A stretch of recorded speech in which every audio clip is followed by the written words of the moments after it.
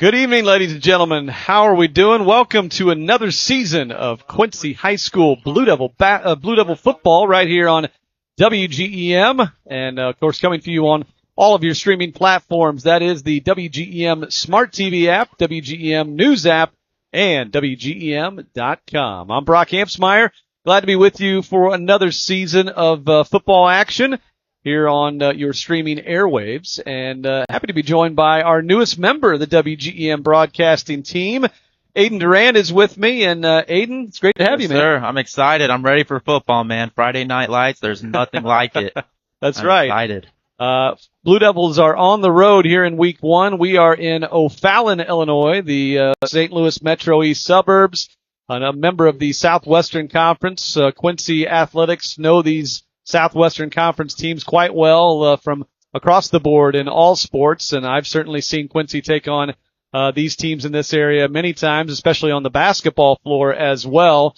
Quincy has faced Alton for many years on the football schedule, but now O'Fallon steps into that slot here in Week 1. But before we get to the details of the game, real quick, Aiden, tell the folks watching at home just a quick couple bits about who Aiden Durant is. Aiden Durant. I am from Quincy, Illinois, graduated from QHS, took my talents over to SIUE, graduated there, and now I'm here at WGEM, and I am more than excited to get this thing started. We drove right past SIUE on our way. I know. I was going to say something. I was like, could have gone to your it was my route. Hey, that was my route, man. We took my route over to SIUE. We did. But great to have Aiden alongside, and I'm looking forward to it as always as well. And our broadcast is brought to you in part by Quincy Medical Group, Orthopedics, and Sports Medicine. We'll take our first time out. We'll come back with more to get you ready for Blue Devil football right here on WGEM. At Quincy Medical Group, the best care isn't just about the visit, it's about the relationship. With each clinic visit, our connection deepens, reminding us that our work is about people, not just appointments. And that's what happens when you're more than a clinic, when you're part of a community. It's the faces you recognize, the hands you trust, the care that's always within reach. It's the people you know caring for the people they know. That's more than healthcare. That's Quincy Medical Group. How'd you get my number? Call 1-800-STEAMER. Your friend's got a good voice. So, what happened here?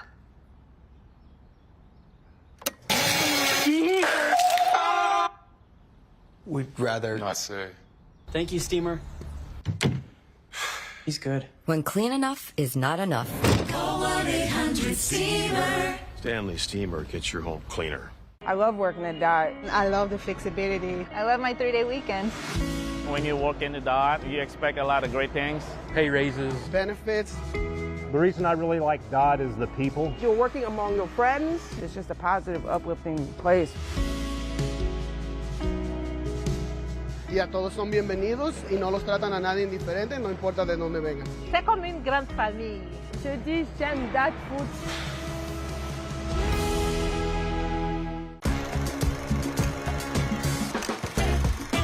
Decade after decade, Farm and Home Supply has been the place families turn for jeans that last. For style or for work, our jeans are made for every walk of life.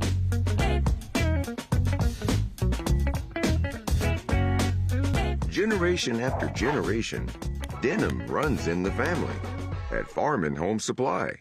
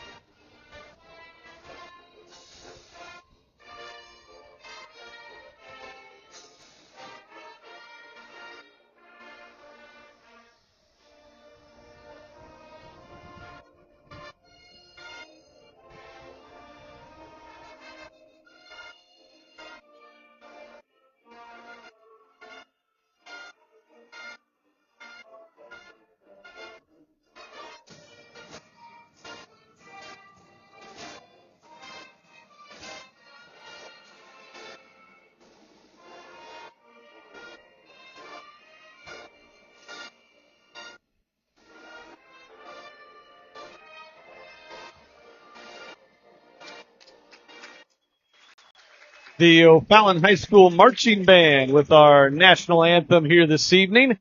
And we're back here with you getting set for the Panthers and the Blue Devils in week 1 of the high school football season.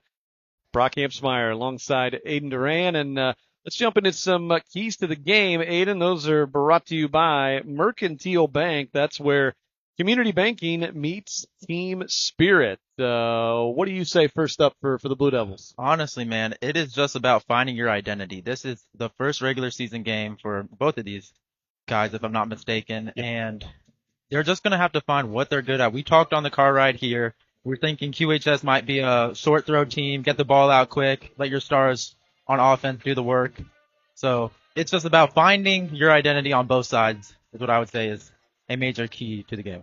Yeah, and they do bring back their leading receiver from last season in Noah Wells. You've got Cole Burgess back from injury to be a weapon on the outside as well. Braxton Williams, who got some experience out of the backfield last year. He's expected to be the lead tailback this year. And, of course, Coach Rick Little's son, Bryson, now taking over as the starting quarterback in his junior year.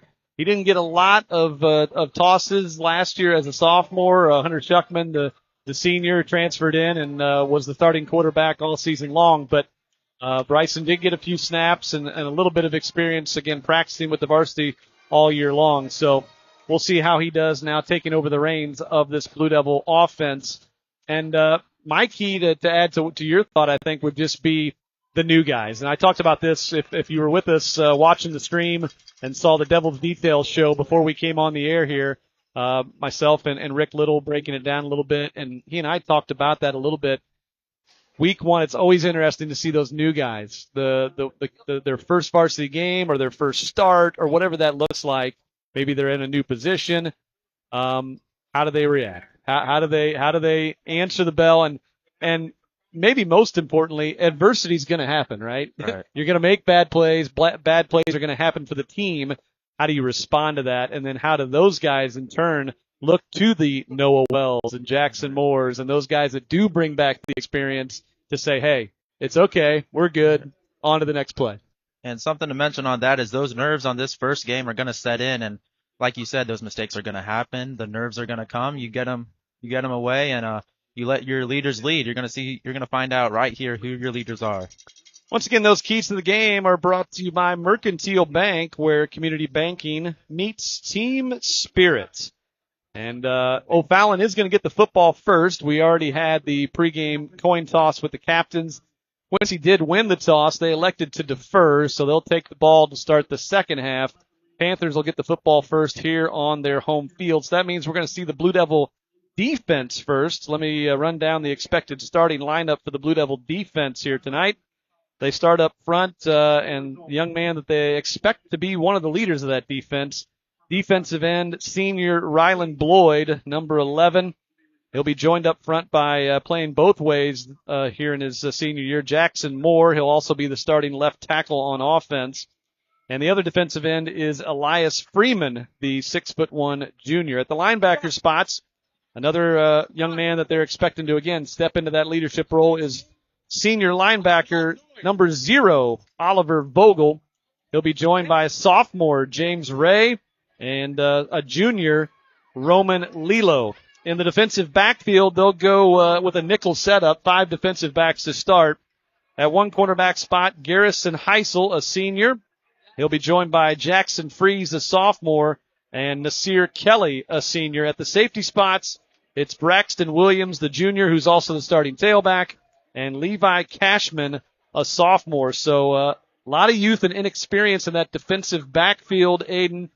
We talked about it on the way here. This Blue Devil defense, we're really going to find out a lot about that group tonight and all season long. Certainly Bloyd, Vogel, Moore, those guys have experience in leadership, but a lot of unknowns and young guys on that defensive side. Yes, we are. If you look at the lineup for the defense, there's not too many big dudes over there. I'm pretty sure in the starting lineup, there's not a guy over 6'1" on there. There is a guy playing under. He is 6'5". We can see if he can add some spark to that. Oh, you're talking about Carruthers, I think. Yes, sir. Yeah, we'll see if he gets into action. The sophomore, he does bring size at 6'5", but that defense especially is going to rely on their speed, right? Because they don't have a lot of girth. They don't have the big fellas that they've had here in recent years past. So, going to have to rely on that speed, blitz, rush the passer, all those things, and we're going to see it right away on that defensive side of things. We'll take a timeout here. We'll come back. We'll get you ready for kickoff. It's just about time for Blue Devil football. Who's ready to go? Right here on all your WGEM streaming platforms. Don't let injuries put you on the sideline. Quincy Medical Group's free sports injury clinic is your path to swift recovery. Our expert orthopedics and sports medicine team specializes in treating sports-related injuries with free evaluations from 7 to 9 a.m. every Monday through Friday. We also offer free sports concussion screenings weekdays in Quincy. No appointments are necessary. Get your game back on with QMG's free sports injury clinic. Visit quincymedgroup.com/sports injury. Motor vehicle accidents are traumatic situations, and oftentimes they can result in very significant and permanent injuries. In Steve and Paula's case, they were hit by a drunk driver on the bridge. They realized very quickly that it was a significant accident and that they deserved to be reasonably compensated. Now, having worked for the insurance companies for several years, I know how to best present your case. If you've been in a motor vehicle accident, call McCleary Law. With a new Toyota from Toyota's National Sales Event, summer plays on. Whether you're teaching the art of tailgating, showing up for the home team, or finding the ultimate skybox, with a new Toyota, you can keep summer playing anywhere. Right now, during Toyota's National Sales Event, lease a new Tacoma for $309 a month, or get 2.99% APR for 72 months on a tough new Tundra. Come in today. Toyota, let's go places. Top 5 reasons you should choose Blessing Raymond College. Small classes, peer tutoring, and lots of personal attention. Financial aid opportunities, including grants, scholarship, and loan forgiveness. Successful outcomes, from pass rates to job placement. Hands-on learning, clinical experience at multiple sites, and no wait list. The Simulation Center. Master clinical skills in the state-of-the-art facility. Be ready for anything. What are you waiting for? Enroll with Blessing Raymond College today. And welcome back to O'Fallon High School here in the St. Louis Metro East area for week 1 of the high school football season. The Blue Devils and the Panthers just about set to do battle. Again, I gave you those starting lineups before the last break. Those are brought to you by Architechnics. We've got a lot of new sponsors here on our Blue Devil broadcast this season. Great to have some new business partners with us for the broadcast here this football season. And you'll be hearing plenty from them throughout the contest. Quincy coming off a 5-5 campaign a year ago. They were 5-4 in the regular season, then lost in the opening round of the IHSA playoffs. O'Fallon just missed out. They went 4-5 a season ago for head coach Joe Speaks, who's now in his 3rd season. They had 2 wins in his first year, 4 wins last year. They're obviously looking to take the next step up and try to be a playoff team here in year number 3 under their head coach. Rick Little begins season number 20 here tonight as Blue Devils head coach, believe it or not. And Aiden, I can actually remember all the way back. I was just a young pup at WGEM at that time when Rick Little was hired as Blue Devil head coach, and here we are 20 years later, and he's still doing his thing as the all-time winningest coach in program history and trying to lead them to a 5th consecutive playoff appearance if they could pull it off again here in 2026. Another senior for the Blue Devils, Mr. Connor Kelly, in his 3rd year as the Blue Devils kicker, and he will get this one started tonight. Your first quarter about to get underway. It is brought to you by Refreshment Services Pepsi. Blue Devils in the white, the home Panthers in the dark navy uniforms with the gold letters and numbers. Again, Kelly to kick it off. Here we go. Who's ready for some high school football on a Friday night? And it's a high, deep end over ender that'll be fielded inside the 15. Little slip there, angling towards us.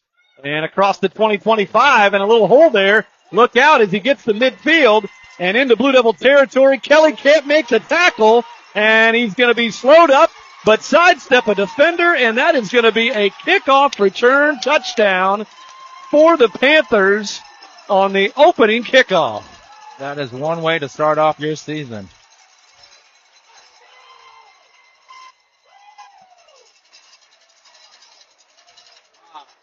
Well, not the way, obviously, Quincy wanted to start this one, but wow. What a way to start. That's number 26, Jackson Parker, for the Panthers, taking it to the house. And we're going to call that unofficially 87 yards.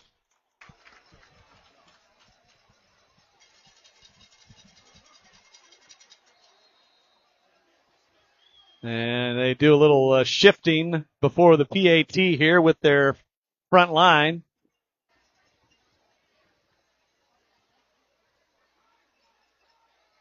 And that extra point appears good, and it is good. Blake Keller tacks it on, and a mere 16 seconds into the contest, and it's 7-0 Panthers. Well, I've been doing this a while, Aiden, and I've never seen a touchdown on the opening kickoff. Yeah. Honestly, I was thinking, while I was on the ride here, I was like, how cool would it be for QHS to return one off it? And it just, what a completely different way. They're going to have to wait till the second half kickoff, or I guess this kickoff. Right? Now, you want to talk about something? That would be something to see both teams run it back on the first kickoffs they receive. But boy, and we just talked about it in the pregame a little bit on the keys to the game. You know, the young guys, the new varsity players for Quincy, for both teams, but specifically for Quincy, adversity's going to come. Well, it came very quickly just now. Yes, it did. And they've got to find a way to respond right away. And it's going to be, looks like a different player that'll handle the kickoff duties for O'Fallon. That looks like number 89, Nathan Harris. Braxton Williams will be the primary return man for the Blue Devils on both kicks and punts, but he's also got Cole Burgess back there with him here on the kickoff. If I'm not mistaken, he's also the running back, correct? Yeah, Braxton is, yes. Braxton, yes, sir. Excited to see what he's going to do. Little delay here. I'm not sure if we got maybe. Not sure what's happening. Looks like they're switching balls out. Maybe that wasn't an actual game ball that they had in there for a moment. Looks like they've got it sorted out now. A little bit steamy here in O'Fallon, Illinois tonight, but overall a quite lovely night to kickstart this high school football season here. Well, let's see what Quincy's got for an answer as they now receive the kickoff. After O'Fallon returned at 87 yards for a touchdown on the opening kickoff, they squib kick it, and one of the up men will field it, and it'll be a short return near the Quincy 25, and they'll start 1st and 10 from there. So they may have intended to do that regardless, but it almost feels like, we're not going to let you return it right back. Yeah. We're just going to squib it down there and make you drive the football. 11:40 to go, opening quarter, and Rick Little's second son to take the reins as starting quarterback. Of course, Braden set all the quarterback records for Blue Devil football a couple of years ago. Now at Quincy University, and now younger brother Bryson steps in as the starting quarterback now as a junior in the pistol shotgun set. Hands it to the man in motion, Burgess, who strings it all the way to the near sideline. He's drugged down and spun out of bounds after a short game. Just like we predicted, those quick little in shotgun formation, get the ball out quick. Obviously that was a run play there, but I can foreshadow seeing them keep doing that.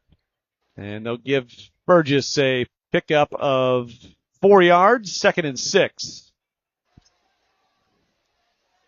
Burgess again injured much of last season as a junior. Good to have him back for his senior year. He is a quick playmaker with the ball in his hands. Now Williams gets his first carry. He also tries to bounce it outside, It's a short pickup, and it's going to bring up third down.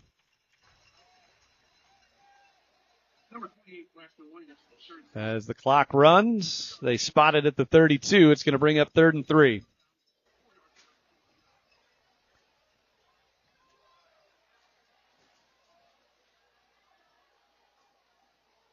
Let's see if the Blue Devils can move the chains here on this first set of downs. I want to see something from Bryson here.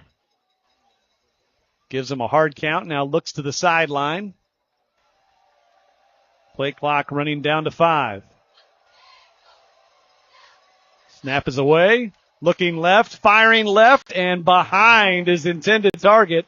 He had Burgess on the slant and missed him. Yeah, he was there. It could be nerves. That was his first actual thrown pass. Yep, first attempt, and it brings up 4th down. Now, Quincy has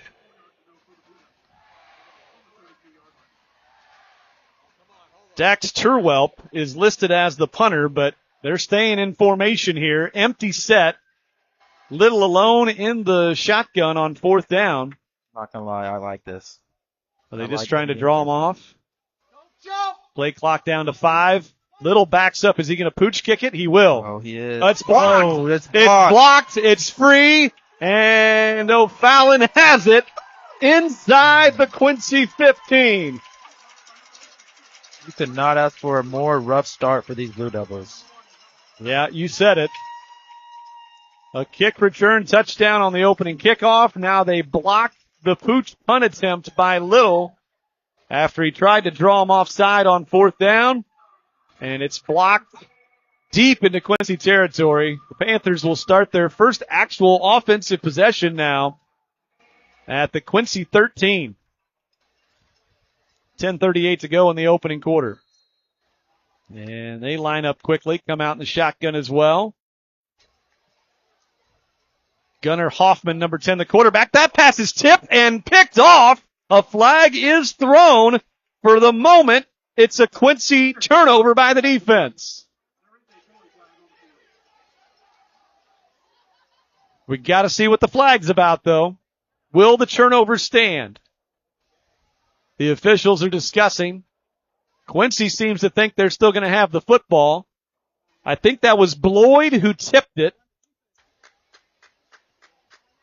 Flag or not, he read that pass all the way through. It was a legal man downfield, so the turnover will stand. And turnovers this season are brought to you by American Kolache. You don't need a turnover, you need a Kolache. Brought to you by American Kolache in Quincy. And how about that? Boy, did Quincy need that after the blocked punt. First play from scrimmage, and the defense creates a turnover. They'll take over at their own 10. We were questioning their defense before this, and that question might have just been answered there. Well, they came up with a huge play now. Williams right up the gut this time. A solid gain on 1st down. Looks like he picked up about 4.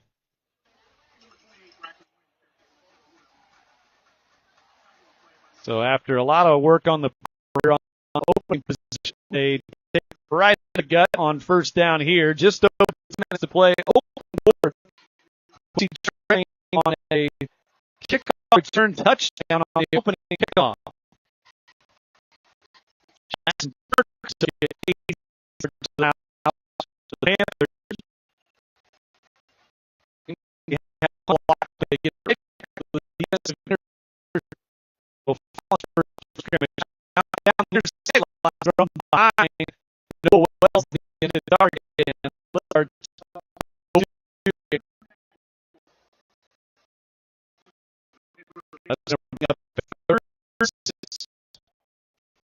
He has one of these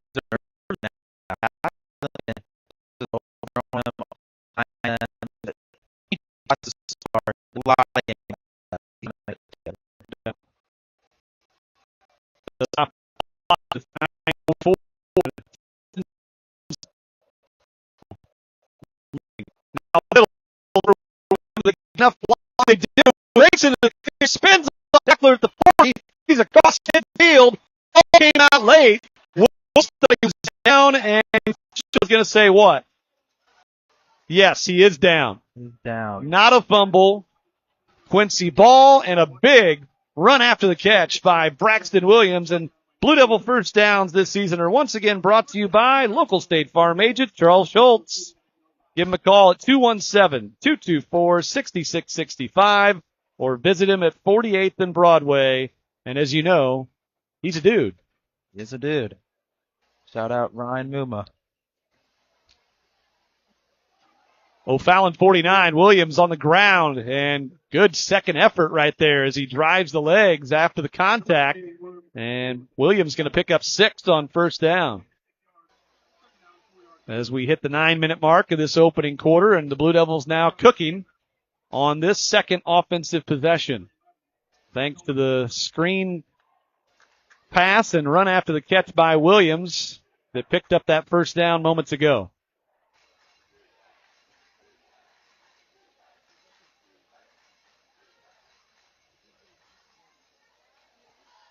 Second and 4. Tight formation here and a toss outside. Good crack block and it gives Williams enough and he is near the 35. It's another Blue Devil first down. Once again brought to you by State Farm agent Charles Schultz at 48th and Broadway in Quincy. Good to see, obviously the big screen pass got the offense as a whole going, but Williams then backing it up with 2 good runs.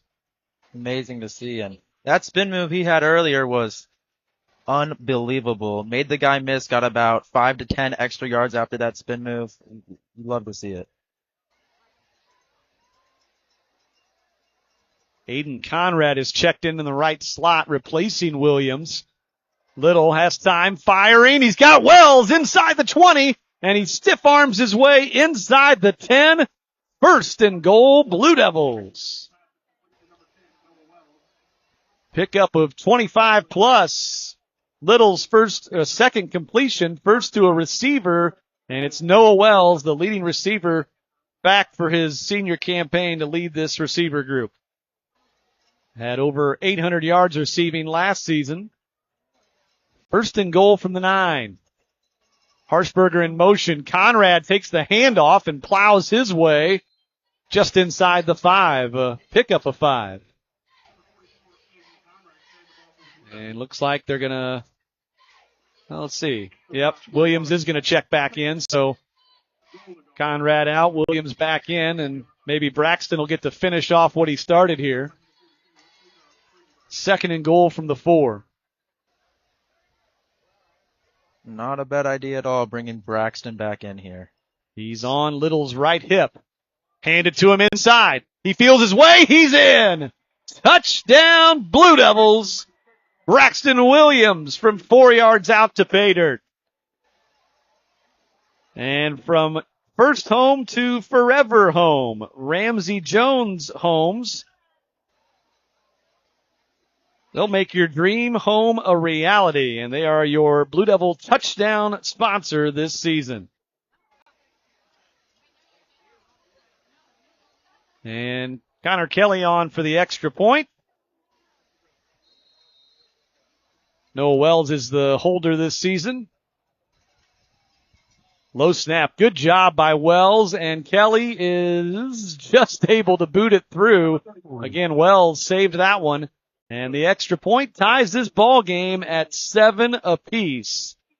And Aiden, that's a heck of an answer by these Blue Devils after they literally got punched in the mouth to start this ball game on that kickoff return touchdown. That was a very rough start. I am ecstatic that they got it. We tied it up at 7-7. So once again, those Blue Devil touchdowns brought to you by Ramsey Jones Homes this season. 6:49 to go in the first quarter. Again, if you tuned in late, you missed a fireworks start.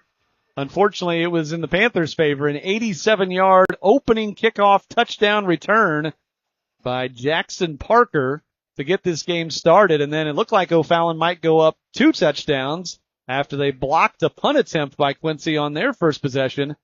They took over inside the Quincy 15, but on their first offensive play, A tip and interception by the Blue Devil defense got it right back. And then you just saw the culmination of that drive as they take it the length of the field, 90 yards, and Braxton Williams caps it with a 4-yard touchdown run.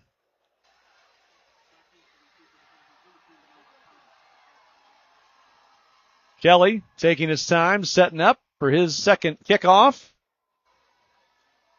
And he does kick it away high and deep, but sends the return man sprinting to the far side to collect. And he is going to be hit and stopped out near the 30-yard line this time. That was a different return man. It wasn't Parker that time. That was number 2, Noah Ellis. So the Panthers, their only offensive play was a tipped interception.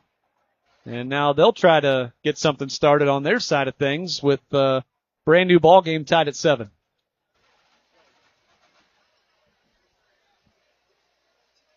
And the Blue Devil defense, again, they only had to play that one play. They did a great job getting the turnover. A lot of motion here by the Panthers offense.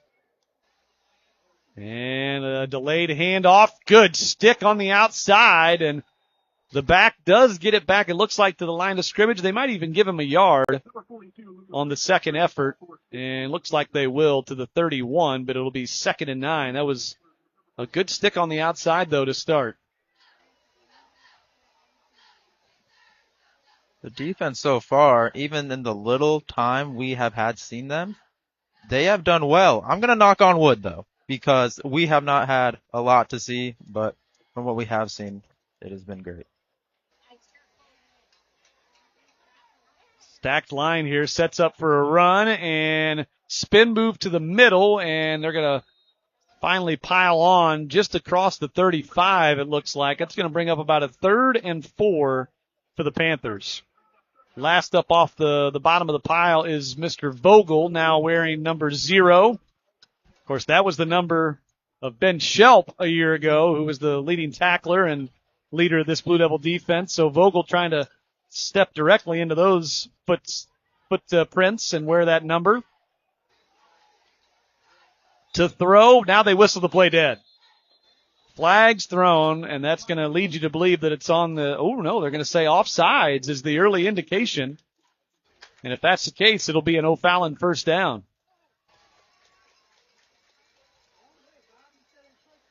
Now that's interesting. They don't typically whistle a play dead like that for a defensive offside, but could have been a free play, but instead they're going to give them the 5 yards and a first down to the O'Fallon 41. 5:26 to go in the opening quarter.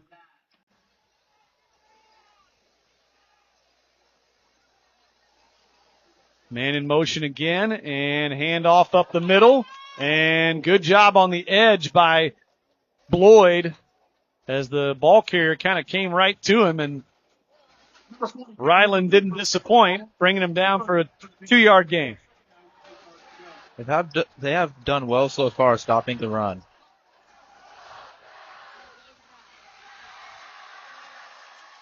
It's 2nd and 8 now. 3 receivers spread out wide this time. And they're going to keep it on the ground, though, and feeling his way. Nice cut up the middle, and that's a first down and more into Quincy territory for Luca Freidenberg.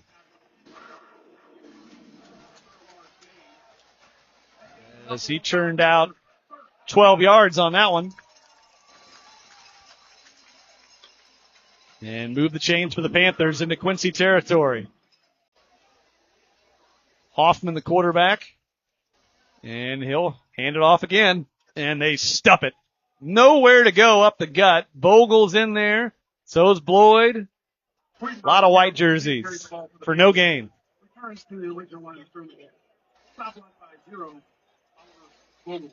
QHS just has to guess run here. I don't remember seeing a passing play up to this far from the Panthers. Well, the only one was the interception. Right. Yeah. So maybe. Yeah, Hoffman has not attempted a pass since. 2nd and 11, and the end around, and they string it all the way to the sideline and push Parker. That was the young man who had the kickoff return for the touchdown, and he gets about 6 yards to the 40 to bring up a 3rd and 5.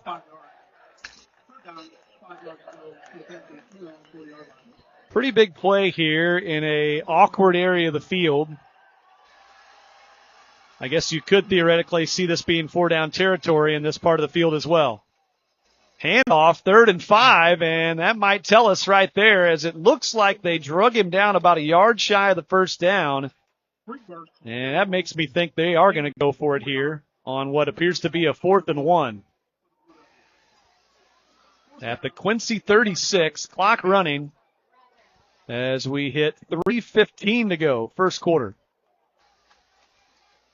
I don't hate the aggressiveness, but if you're Quincy, you got to predict run here. 4th and 1, they've been running all game. Trying to draw them off sides. Offensive lineman wanted one right there. Yep.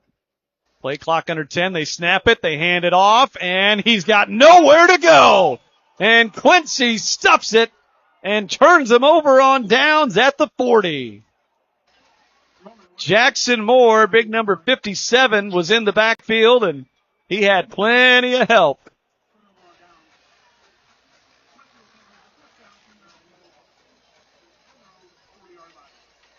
See if we can take a peek at that one again real quick. Replays this season brought to you by Quincy Appliance. The little guys with the big value. And looks like I might have missed it by a hair there on that one. It's week 1, folks. Hey, we have nerves too. Give me some grace. Little, and another throw behind the intended receiver. He's also hit as he delivered that one. First hit he's taken. Williams out of the backfield was the intended target. It'll be 2nd and 10.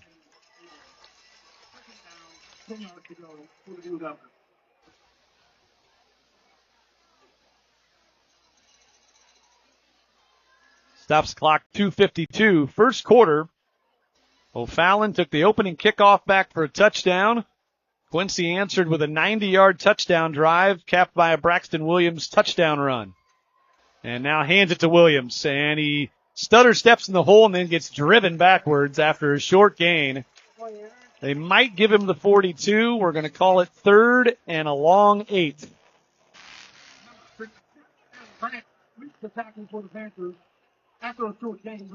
And that's where the incompletion on first down puts you behind the sticks here. This will be a tough pickup. 3 receivers plus Wells is kind of lined up at a flanker spot. Here comes Burgess in motion. They fake it to him. Throw back over the middle, and Wells can't haul it in. They were trying to set up the middle screen, and even if he caught it, I don't know if he had the blockers to get the yardage after the catch. So that brings up 4th down. And this looks like an obvious punting situation, and they do bring out the official listed punter this season, number 81, Dax Turwelp, the senior.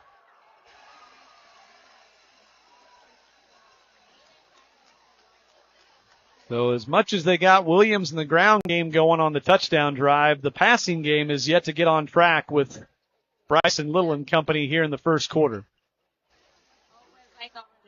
And Turwelp with a good kick, but it's returnable on the move at the 30 and through a couple arm tackles before being brought down shy of the 40 is Ellis. So pretty good field position for the Panthers to start. 2 minutes to go in the opening quarter from their own 38-yard line. Well, after all the big plays and fireworks and the 2 early touchdowns, Aiden, it seems like both teams have kind of settled in here.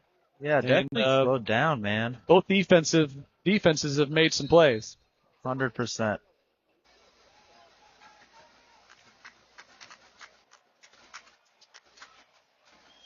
Hoffman really hasn't attempted much in the passing game for the Panthers.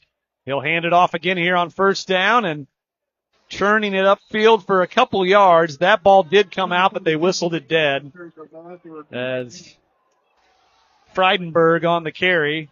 Just across the 40, it'll be 2nd and 7.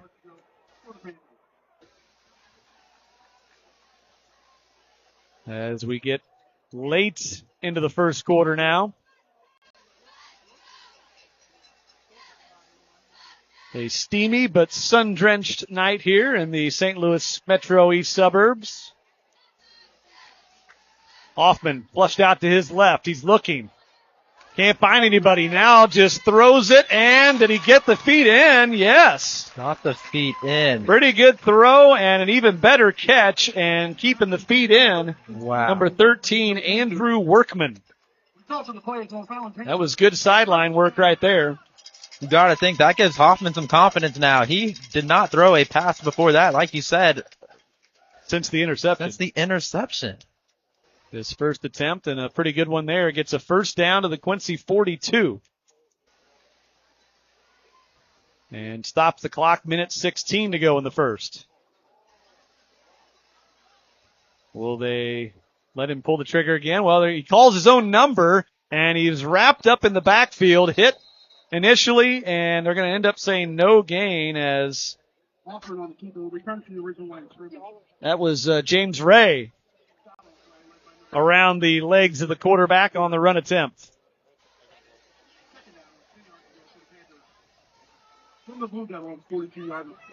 So 2nd and 10. And the sophomore getting his first solo tackle right there. Possibility this will be the final play of the quarter, depending. And in motion right to left, hand off, and turning upfield and inside the 30 out of bounds. That should be a first down, and it does stop the clock with about 30 seconds to go as that's Parker, the kickoff return touchdown man with his second carry on offense, and moves the chains right at the 30-yard line. So at least one more play here in the first quarter.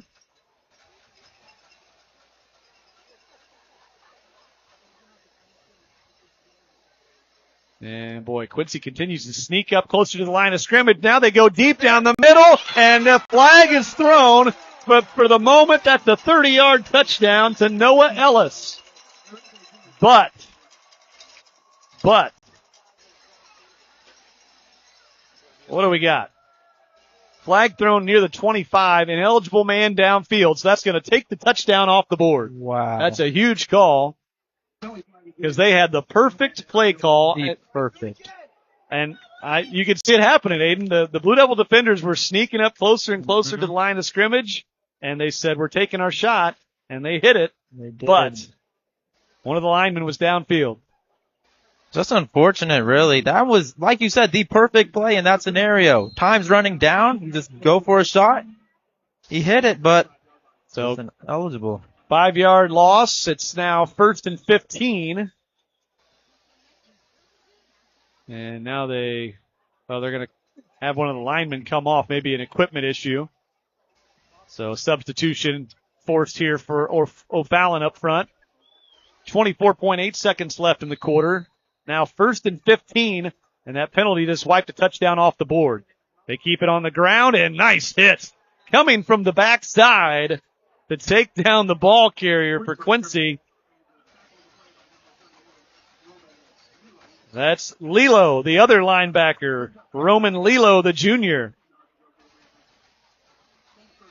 And that will be the final play of the first quarter here in O'Fallon. We are tied at 7 after 1. This is Blue Devil football on WGEM. At Air Specialists, we're more than HVAC experts. We're your friends and neighbors, dedicated to keeping your home comfortable all year round. When quality counts and comfort matters, call the trusted name in comfort. Call Air Specialists today. Oh, remember your mom? Remember when I broke my arm? Sure, I remember. I never left your side. Just as they once cared for you, now you're returning the favor. Blessing's Epic My Chart is here to help. With Proxy Access, you can be a part of your loved one's care by scheduling their appointments, viewing test results, messaging with care providers, and more, all from one secure place. Visit our website to learn how Blessings Epic MyChart can help care for your loved ones. In our tri-state area, we look out for one another. When it comes to your driveway or parking lot, look to Coulter Asphalt in Quincy, Illinois. Veteran-owned, family-operated, and proudly serving our local communities since 1992. We are a one-stop shop when it comes to asphalt. We offer crack sealing, seal coating, asphalt paving, patchwork, and paint striping. For honest service from a local team that cares, call Coulter Asphalt today at 217-224-3641 for your free estimate. At Air Specialists, we're more than HVAC experts. We're your friends and neighbors, dedicated to keeping your home comfortable all year round. When quality counts and comfort matters, call the trusted name in comfort. Call Air Specialists today. Back at O'Fallon, and we begin our second quarter of action, brought to you by Refreshment Services Pepsi. And Panthers with the 1st and 15 at the Quincy 35. They're going to keep it on the ground. I should say second down, and that's going to be a short pickup on the ground there. They're still behind the original sticks. It's going to be a 3rd and about 12. So opening play of the second quarter right there. We're tied at 7, as you can see, of course. Brock Hampsmeyer, Aiden Duran with you here on your WGEM streaming platforms. See if the Quincy defense can come up with a stop here. On 3rd and 12, Hoffman to throw. Pumps, rolling. Will he take off? He will. And, boy, closing speed right there by Braxton Williams out of the defensive secondary. And Hoffman said, yeah, I think I'm going to go down right here. That's going to bring up 4th down. He did pick up a couple. 4th and 10. So, be interesting here. And it looks like they are going to try the field goal.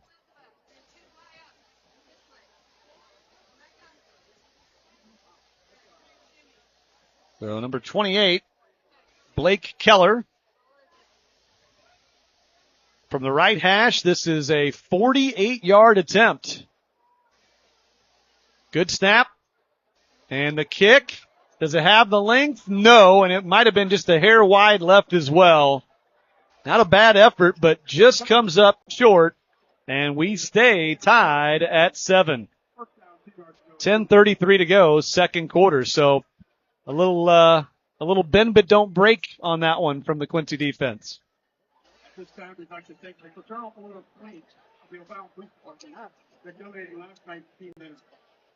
say there's that would have been 48 yards. That's pretty darn good for any high school kicker. Right, that is impressive. He would have knocked that one down. Based on that attempt, I think it was fair to give it a shot. Looked like he had or has enough leg to pull that off. Keep that in mind for future reference. So Quincy will take over at their own 20 after the missed field goal. And Bryson Little back to work. And he'll try to get the passing game going. Pump and roll, and that pass is tipped, and oh boy, that would have been a pick 6 had he been able to come up with it. Yeah. Callum Brown, number 1, broke it up. He got lucky there, I'll tell you. That would have been to the Baja, I'll tell you that much. Now he could have walked that one in from about the 10-yard line. Instead, lived to play another down, 2nd and 10. And unfortunately, the shaky start for Bryson Little continues. Try again on 2nd and 10. There's a completion out to Noah Wells, and he won't get much after the catch. It'll end up being a pickup of 4. I don't mind that play. Get your confidence back up after a play like that. Yeah, just get a completion. Exactly. So it brings up a 3rd and 6. As we near the 10-minute mark, second quarter. Again, O'Fallon returned the opening kickoff of this ball game back to the house for a touchdown. They also blocked a punt, but then Quincy got an interception to get the football back. They drove it 90 yards for a touchdown, and we've been silent since, tied at 7. That's Harshberger in motion. Little Has time, fires, sideline, caught Williams, and he is out of bounds with a big Blue Devil first down out across the 40. And those first downs are brought to you by your local State Farm agent, Charles Schultz. Give him a call at 217-224-6665. What a dude. And what a completion. And that 4-yarder might have helped build Little's confidence, but that one is going to do wonders as he hits Williams on the wheel route right there. Williams has been impressing me this game on both sides of the ball. Absolutely. Handoff. This is Conrad checking in, and he'll be stuffed after a short gain of about 3. Yeah, Williams was the catalyst on that touchdown drive. He finished it with a 4-yard TD run. We saw him make the play on defense on that last possession. And now it's week 1. It's hot. It's humid. And I think we might be seeing our first episode of cramps on the field. I'm surprised it took this long. Yeah, it's bound to happen at some point. 9:14 left in the second quarter. And this injury timeout is brought to you by McCleary Law. If you're hurt, call or text McCleary Law at 217-8-I'm-HURT. And that's number 56. That is Aaron Grant for the Panthers, who appears to be just fine as he walks it off, but obviously felt something there and didn't want to take a chance after the play. But good to see him up under his own power. Our first injury stoppage of the night. It'll be 2nd and 7 here for the Blue Devils. 9:14 to go, second quarter. So Bryson Little's got himself a couple completions on this drive, including the big third down hookup with Williams. Now let's see if they can continue to build that balance, because obviously Williams has given them a spark out of the backfield so far tonight. And he's back in there on second down.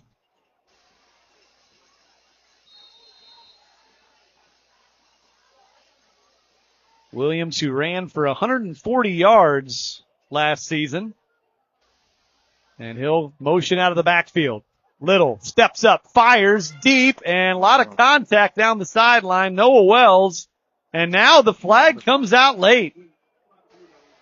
I was waiting for that flag to come out. Did Noah Wells buy one? He does. Pass interference on the defense. Boy, the official took his time pulling that flag out. You got to add some suspension. There was a lot of contact. I don't know if that was ultimately going to be a catchable ball, but that's not necessarily a determining factor here.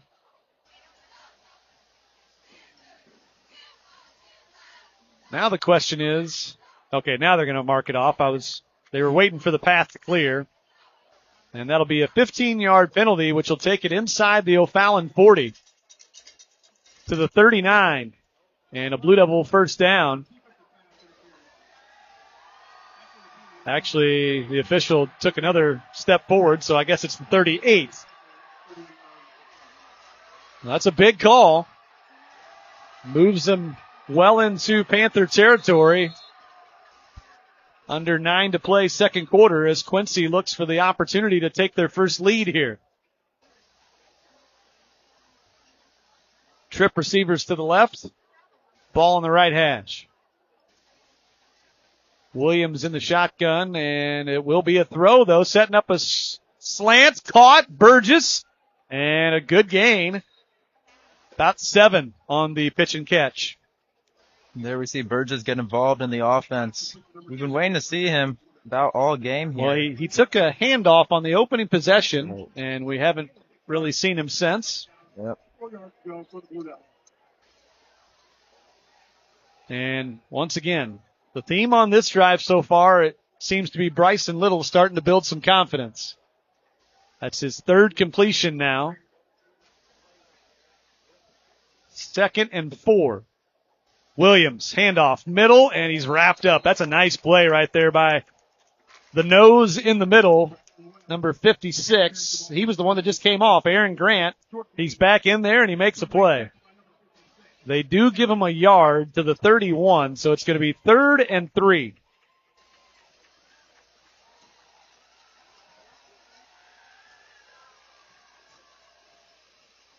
And now Grant comes off again. They're saying because of an equipment issue. The official was motioning to his face mask or helmet or something. So he just made a play, but now has to check out on 3rd and 3. Clock moving. And they keep it to Williams. He bounces outside, and he will pick it up. That was all Braxton Williams with the legs. Blue Devil first down, brought to you by your local State Farm agent, Charles Schultz. Somebody's helmet came off, so that Blue Devil's going to have to check out for a play. That's number 52. That was Jackson Bowie, the center. So that's a bit unfortunate. Your starting center has to come out for a play, so we'll see who steps in and takes the snap here for Quincy. Or I guess I should say delivers the snap. You can tell they're kind of scrambling to figure it out here. Looks like it's going to be number 70, I believe, Camden Bauer, who will step in for the moment. First down at the O'Fallon 25. Little to throw. Fires. Wells. High points it. And that's another Quincy first down. It looks like 1st and goal right at the 10.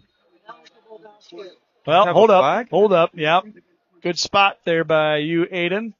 And we might have, ineligible downfield. So that's, O'Fallon's been caught for that twice. Now Quincy hit with the same call, and that negates a 15-yard pickup.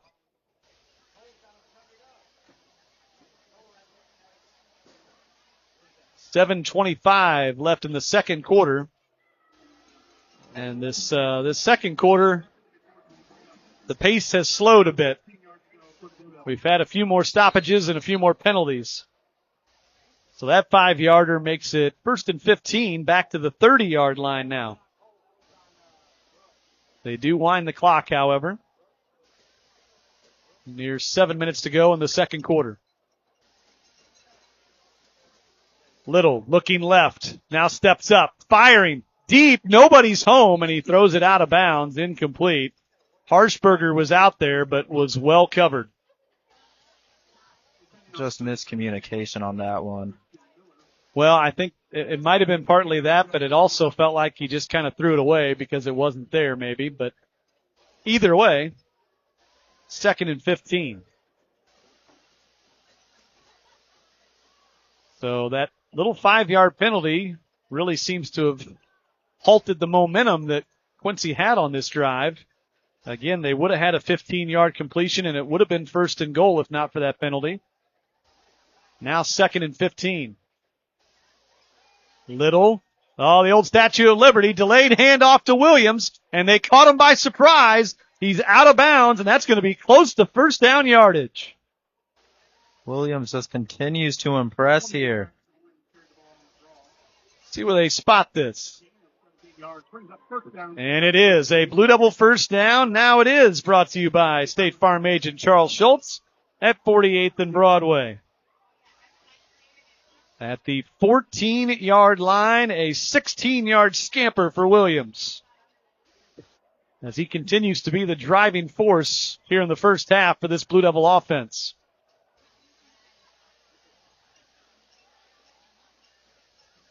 And why not hand it to him again? But he is hit and dropped for a loss this time.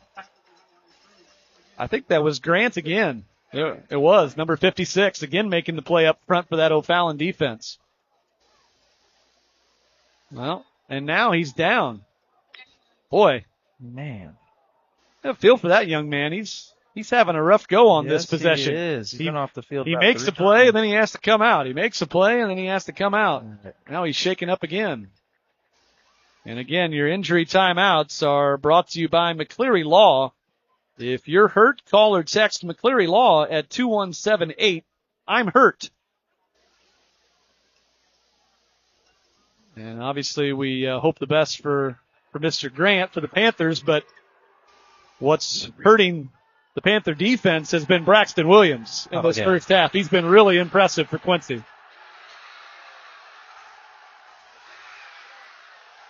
Then he had the big screen catch and run on that touchdown drive. He eventually punched it in himself with the 4-yard run. He had a couple of other runs on that touchdown drive as well. Now he had the big catch from Little on a 3rd down that got this drive going, and now he's had a couple more good runs to get it down here to the 16-yard line. He was stuffed on that one, but that's been the exception to the rule. That's the first time I think he's been dropped for a loss tonight. Here we see Grant getting off the field. He's walking it off. That's a good sign. Yep. Again, we don't want to speculate, but perhaps the heat and maybe a little bit of dehydration maybe catching up with him. You hope that's all it is for all these young men here tonight. Again, it's a very nice Friday night here in August, but it is steamy. Humidity definitely playing a factor. So now 2nd and 12. And they go empty backfield. 5 receivers, including Williams, split out in the right slot. Now he comes in motion. They hand it to him. He cuts it inside, and he's going to be spun down back to the original line of scrimmage with a pickup of 2, and that's going to bring up 3rd and 10.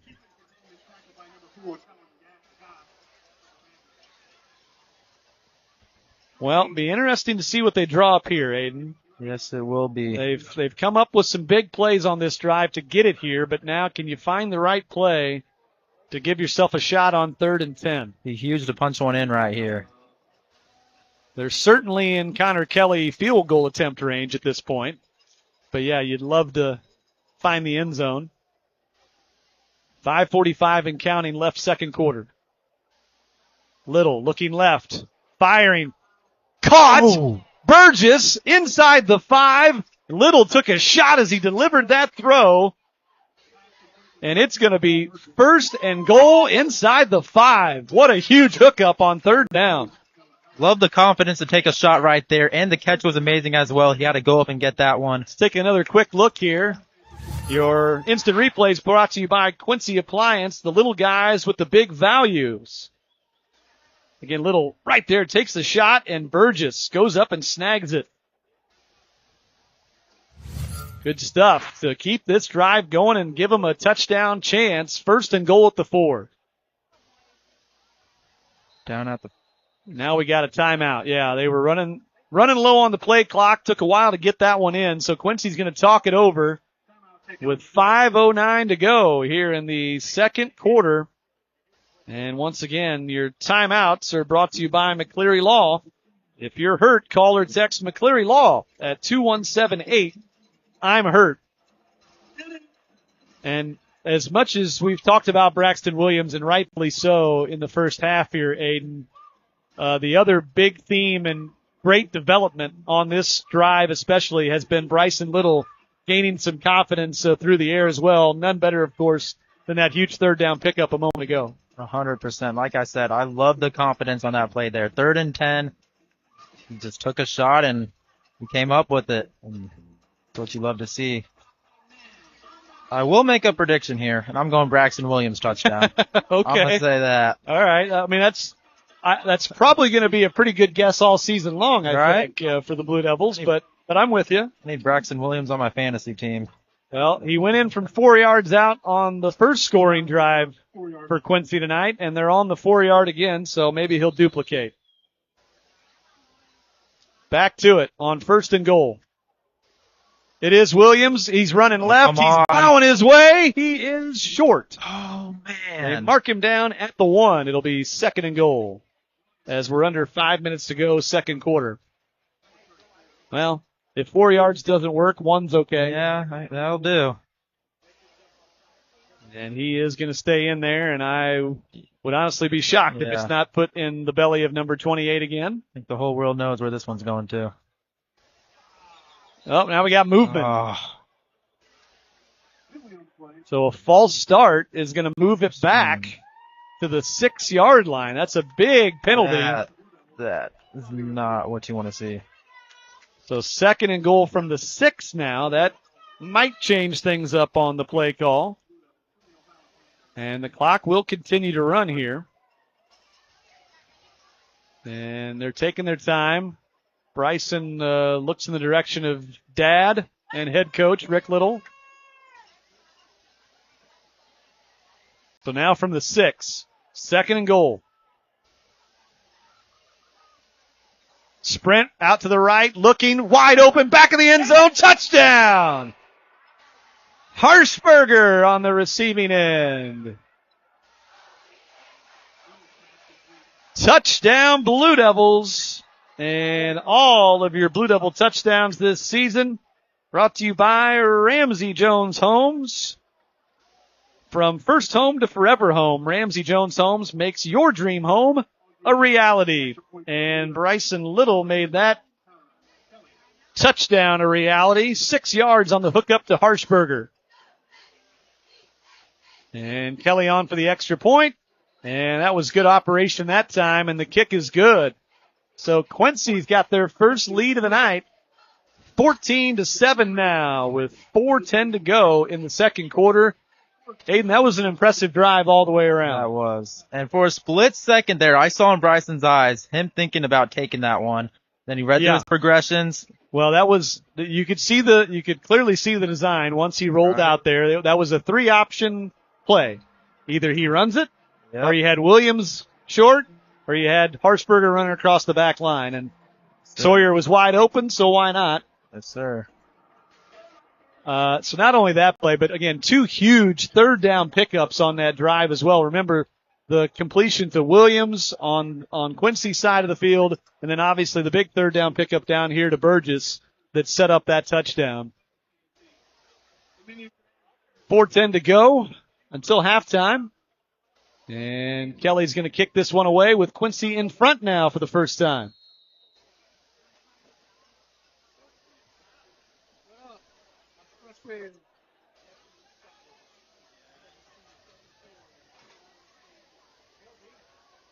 And Kelly this time will line drive it deep down the middle, off the bounce, fielded at the 15, and hit and driven down shy of the 30. Pretty good coverage that time.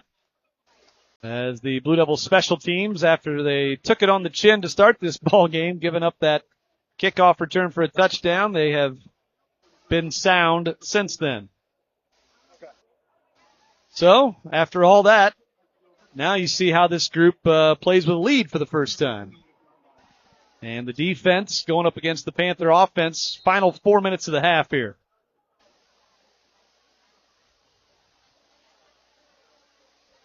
And inside handoff, and Quincy defends it pretty well. That's good effort. Good effort by the back. That's Friedenberg again. Lowered the shoulder, and yeah, they say he got all the way out to the 35. That was a heck of a second effort. He ends up getting 7 yards out of that. After it looked like it was going to be 1 or 2. And he did stop the clock as well going out of bounds. That benefits O'Fallon. Both teams, or I should say O'Fallon has all 3 of their timeouts remaining. Handoff inside, hit and stuffed.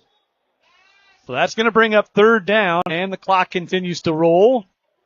Good play there by the Blue Devil defense.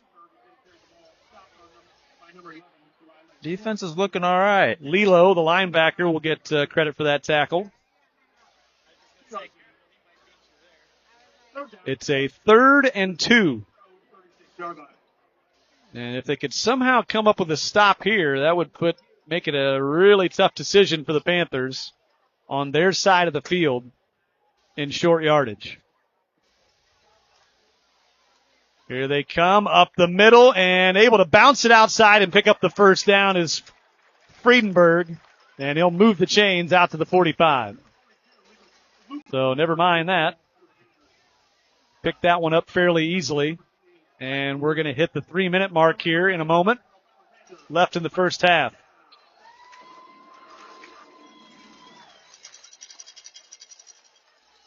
Three minutes exactly on the snap. Short throw, complete, and out of bounds. Right at midfield on the catch. That's Mason Chamberlain. Pick up a 4. And again, they stop the clock out of bounds, saving those timeouts. So far, so good for the Panthers on this possession.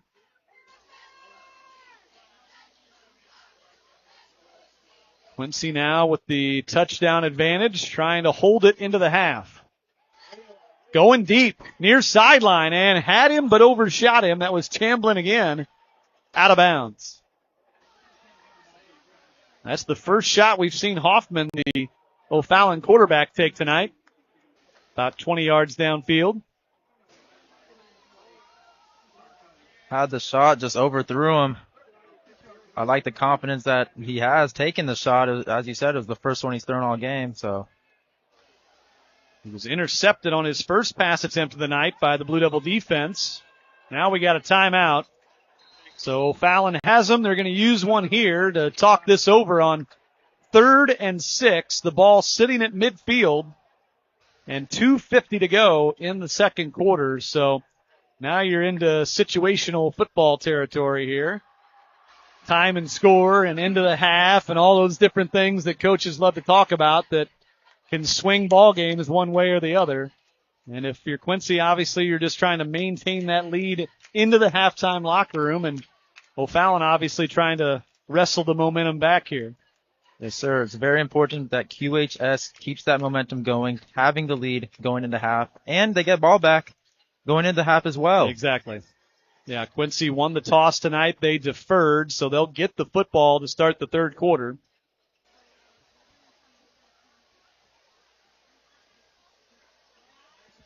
So, see what the Panthers drew up out of the timeout. 3rd and 6. Hoffman to throw. Pressure in his face, and it's incomplete.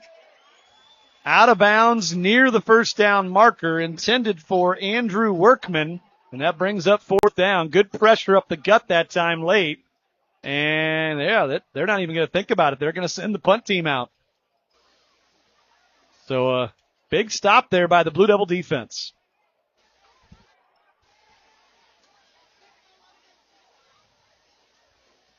Keller, the place kicker, will also do the punting duty here. Williams back deep to receive. No pressure from Quincy. Line drive kick, and they're going to let it go.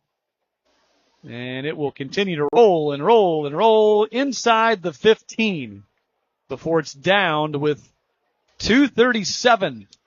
That's plenty of time for Quincy on offense now, and they've still got 2 timeouts to try to possibly put some more points on the board before halftime. And again, you already rightly referenced, Aiden, that they also will get the second half kickoff. So you can now to use more fun week 1 cliches, you can try to get a 2-for-1 here. Could. You score now, you get it again to start the third quarter. There's a lot of opportunity that can happen here. They actually spotted it at the 15, but long way to go here for the Quincy offense. Harshberger in motion. Williams up the gut just for a few yards. So they stay conservative to start things. Out to the 18. Yeah, let's see just how urgent they want to be here. Right now, they're staying fairly deliberate. Don't seem that urgent here. Just a little over 2 minutes left to go. 2nd and 7. To throw. Little. Middle screen, and it's broken up. Oh, boy. Man, Bryson has had some close ones. And that's Grant again. Boy, he has been everywhere in the middle of the field for that O'Fallon defense, and he nearly got a pick. Quincy loves those middle screens, and Grant had that one completely sniffed out. Stops the clock with 2:02. And now 3rd and 6 from the 19. Williams still in the backfield. Fake the handoff. Pressured, and Little just had to get rid of that as he had pressure in his face immediately from number 1, Callum Brown. And that brings up 4th down. 4th and 6 here. Obvious punt situation. I don't know if that was just a missed blocking assignment or what, but Little really had no chance on that play. And Turwelp is out, so both teams not executing terribly well in the late half scenario here on offense. Now Turwelp back, gets the kick away. Line drive, though, fielded near midfield. Returnable for Ellis. He's across the 30, far sideline. He'll be drugged down, but a good return. Just outside the Quincy 20. And the Panthers are in business. Yep, already in field goal range, I'd say. Minute 48 to go, and they still have 2 timeouts. And now this puts onus on the Blue Devil defense again. They came up with a good stop on that last possession, but unfortunately the offense goes 3 and out. And it's right back on the Blue Devil defense. 2 timeouts left, 1 minute, 48 seconds. Hoffman to throw. Buying time, floating, and complete. Near sideline, out of bounds. That's Ellis. Just outside the 10, so, well, they're going to mark it right at the 10. Looks like they are, so it will be first and goal right at the 10. Just barely the nose of the football. Minute 41. And they'll spread it out again. 2 receivers to each side. Hoffman to throw again. And it is incomplete. They forced the back, Friedenberg, out of bounds on the wheel route. O'Fallon wanted a penalty, but none is coming. And it's second and goal. Clock stops minute 36. Looks like they're bringing in Nolan Andrews.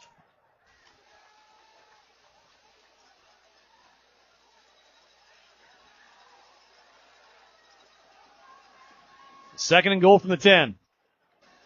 Hoffman to throw. It is caught and out of bounds just inside the 5. That's Ellis again. That'll bring up third and goal from the 4-yard line. A pickup of 6. Quincy just kind of sending 5 or 6 guys across that end zone line, trying to set up a wall. Third and goal. Hoffman to throw. Flushed out to his right, and he's got nowhere to go. It's batted down, incomplete, intended for Friedenberg. Fourth and goal coming up. And now a flag. Wow. And that is a dead ball penalty, and I think that's going to be for taunting. I'm not 100% sure, but I think I'd have to go with Lilo, number 31. I'd have to say that's for taunting. I didn't see it myself, but yeah, there was a lot of jawing, and it's unsportsmanlike on Quincy. And yeah, Lilo's being pulled to the sideline, and here's a coaching moment right here. Yes, sir.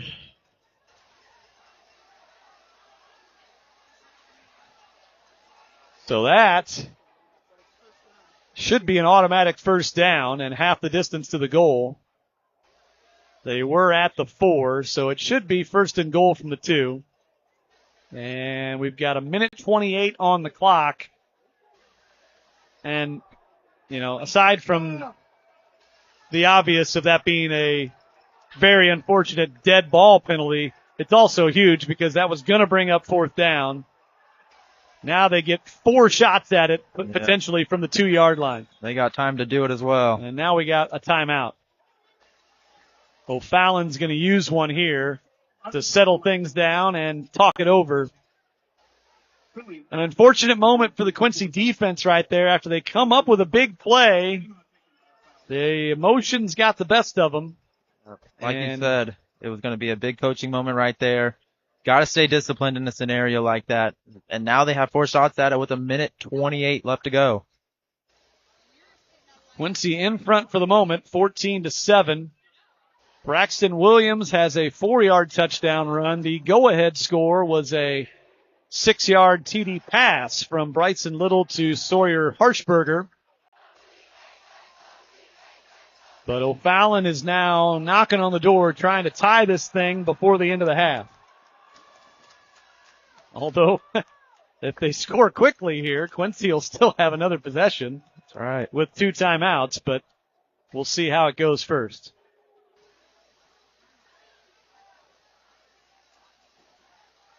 We might end up seeing a ton of possessions here in the final 4 minutes of this half.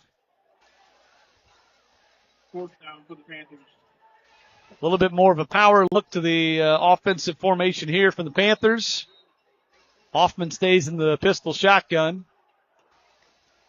He'll throw, and he has a man out of the backfield, and just getting it across the goal line for the touchdown is Callum Brown. So they do score it quickly from 2 yards out. And we're an extra point away from a tie ball game.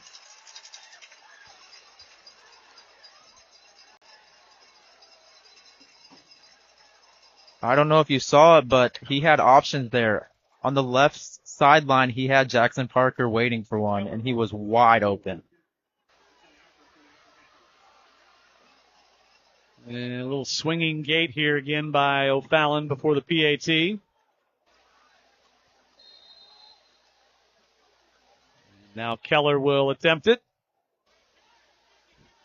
And ties up the ball game.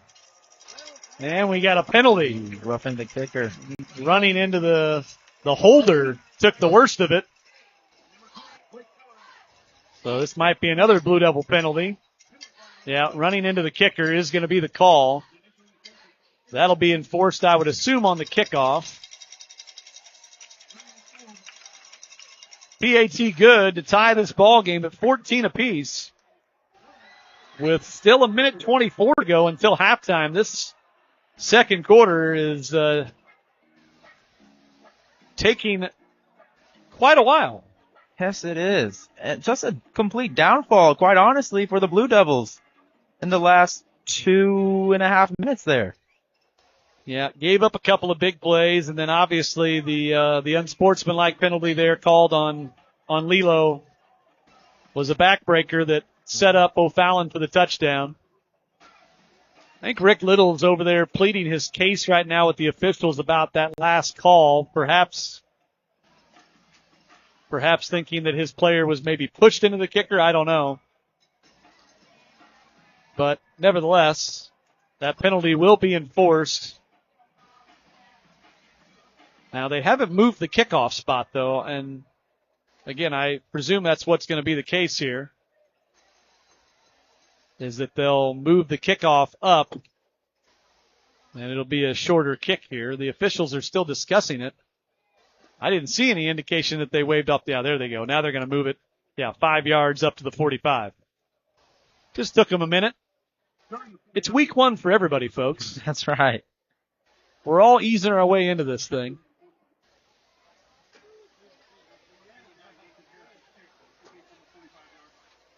Well, as bad news as that is, that O'Fallon ties it, again, the plus side is Quincy still has a minute 24 and 2 timeouts. We'll see how aggressive they are depending on this kickoff. And it'll be fielded and a short return across the 35.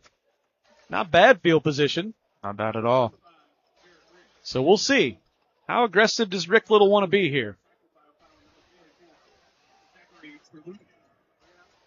Marked out a minute 19. I mean, you got to presume you're at least going to take some kind of shots to at least see if you can work your way into field goal range at least. 100%. Try to tack on some points before the end of the half. Obviously, worst case scenario is a turnover, of course. You want to avoid that. 100%. Bryson had a couple scary throws that could have been intercepted no doubt early on. And so, interesting possession right here in a tie game late in the half. Little to throw outside, complete. Wells has blockers, and he's got a nice gain of about 8. Now let's see how quickly they can get on it and keep moving the football. As we're going to hit a minute to go here. Right now. Got to play hurry up here. Trying to direct traffic out here. Trying to save those timeouts for the moment. 2nd and 2. Little to throw. Quick. And that is nearly picked. Oh, man. Up the far sideline. Broken up at the O'Fallon 42. And now we got a Quincy player down. That'll stop the clock with 47.5 seconds to go. And we might see our first cramping issue for a Blue Devil tonight. Certainly appears that way. Seems like it's his left leg there. Injury timeouts brought to you by McCleary Law. If you're hurt, call or text McCleary Law at 2178. I'm hurt. And I didn't see the number. That's far side of the field from us, so hard to identify at the moment, but we'll obviously do so as soon as we can here to see which Blue Devil they're tending to here with, again, 47.5 seconds to go. You think they take another shot? Well, it's 3rd and 2. You obviously at least want to pick up the first down here to keep the drive going and give yourself an opportunity. And that is Cooper Hildebrand, by the way, senior lineman number 75, who was shaken up. Looked like he was cramping. He makes his way to the far sideline to be tended to. So first things first, Blue Devils got to move the chains. Then you can think about taking your next shot. Still 2 timeouts. Williams in motion. Little. The slant, and Burgess dropped it. Oh, boy.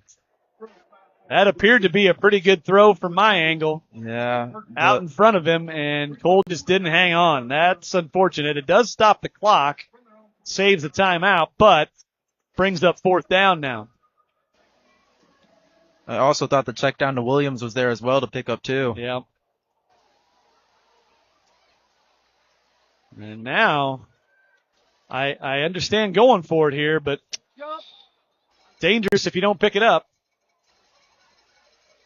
Maybe they are going to pooch punt this or let it run down and call timeout.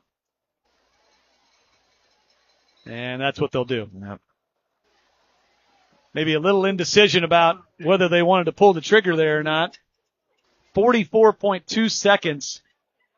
This is a really tough call, Aiden, because again, if you don't pick this up and give the football back to O'Fallon, they're right there within scoring range again. And then think about your momentum going into the half. Yeah, I mean, obviously both teams would love an opportunity to take the lead into the half, but if you're Quincy with the ball, the last thing you want to do is 100%. hand them the lead. You'd much rather go in tied and start over in the second half.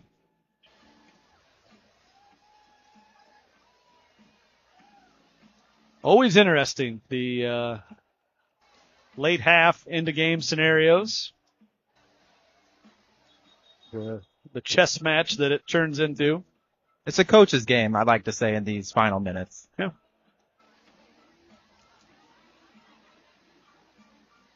So 4th and 2.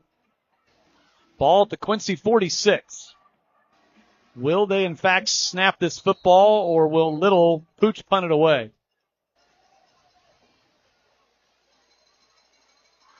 They snap it. They hand it to Williams, and he picks it up.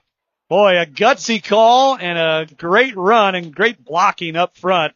And a Blue Devil first down brought to you by State Farm agent Charles Schultz. Oh, I love it.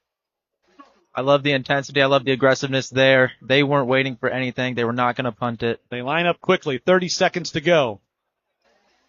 Quick throw. Caught. Wells. Blockers again. He's tripped up, though. Now they may have to use timeout. Yes. Rick Little signals and uses his last timeout with 20.6 seconds to go. Ball at the O'Fallon 40-yard line. It'll be 2nd and 6. Well, now that you've used your last timeout, Aiden, yeah, I think it's one of two things. I don't see many other options, again, with no timeouts. You're either just taking shots now, or you're going to try to get one play to the sideline or maybe middle of the field that gets you into field goal range and kill the clock and hope to get a field goal attempt. You said it. take a shot down the sideline, stop the time, try to get a field goal. Or if they determine they're not going to be able to stop the clock in time, you just take a shot at the end zone. That's right. Maybe 1 or 2 shots, if that's the case. My guess is they would love to get Connor Kelly an opportunity here if they can get close enough. And if you hit a kick on the last play of the half, you got the lead. If you miss it, oh well, it's still tied. Oh well.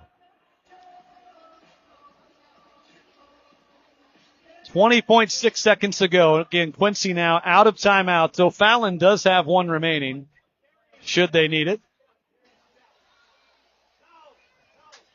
2nd and 6.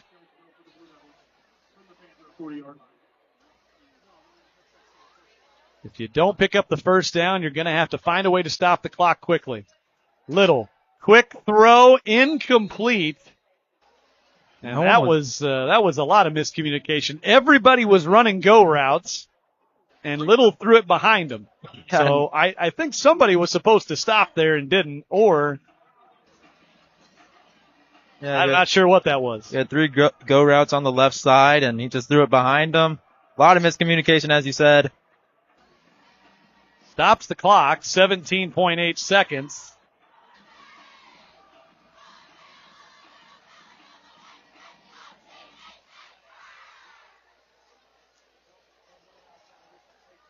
See what they do on 3rd and 6 now. Over the middle, hit as he threw, and oh yeah, they are going to throw the flag on the hit on Little. It was incomplete. Took a shot at Williams down the middle, but that's a huge penalty, Aiden, because that's a 15-yarder personal foul, and that might move him into field goal range, at least an attempt. Absolutely. That was a huge call right there. And we saw a poor judgment on a Blue Devil defender at this end. Now we see one on an O'Fallon defender. That was Brown who caught that last touchdown with a personal foul now on defense. Just mistakes on both ends here. Yeah, little bit of a sloppy end of the half here. Hey, like you've been saying, it is week 1. No doubt. This is bound to happen. So 15 yards moves it to the 25. And right now, they're at least going to line up to run one more play at least. You got to stop the clock, though. That's the thing.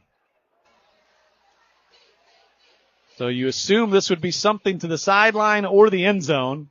And now O'Fallon is going to use their last timeout to be ready on defense.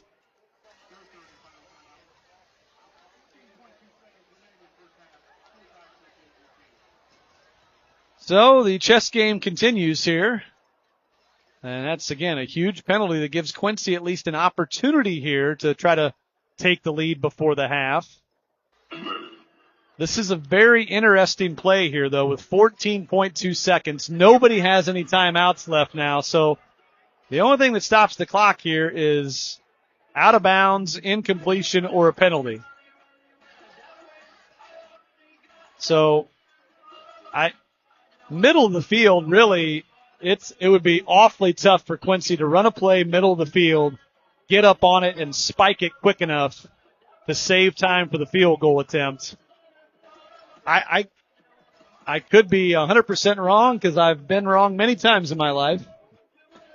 But I would be kind of surprised if they're going to run a play here if this isn't a shot to the end zone. Brock, I'm going to be honest. This is the longest second quarter of my life. I'm going to be pretty disappointed if nothing comes out of this. Oh, that's good stuff. It has been a long quarter. I'm with you. What do the Blue Devils do here? They got a bunch to the right side here. Little, looking left, steps up, end zone. He fires it, and it is incomplete. Rick Little thought there was enough contact for a flag. As he disputes on the far side, they took a shot, as I kind of suspected. Can I see a flag over there? Oh, no, I don't believe so. Okay. That leaves 8.2 seconds now. So that play took about 6 seconds, roughly. So theoretically, they could do the same thing again, take a shot, and then you've still got time to attempt the field goal. But again, it has to be end zone or sideline or the half will end if it stays in the field of play. Rolling right. Little fires, and it's a short completion out of bounds. I kind of like that. Yeah. That makes it a shorter field goal attempt now. Don't hate it. Like you said, let's get the field goal. Let's get those points tack on. They had everybody thinking end zone, and they got about a 8-yard completion there. 4.7 seconds. Boy, I don't know if you can risk running another play here. Yeah. Right now, the offense is still on the field. It is third down, third and about 2. Wow, they're going to keep the offense out there. I'm surprised. Wow. The offense is staying on the field with 4.7 seconds left. They're taking a shot. Little to throw. Firing. End zone. He had a man, but it's incomplete, and there's no time left on the clock. Oh man. It looked like he had a shot at Williams. Rick Little he's saying he thought there was time left on the clock. But I think the officials are waving it off and saying that's the end of the half. I believe.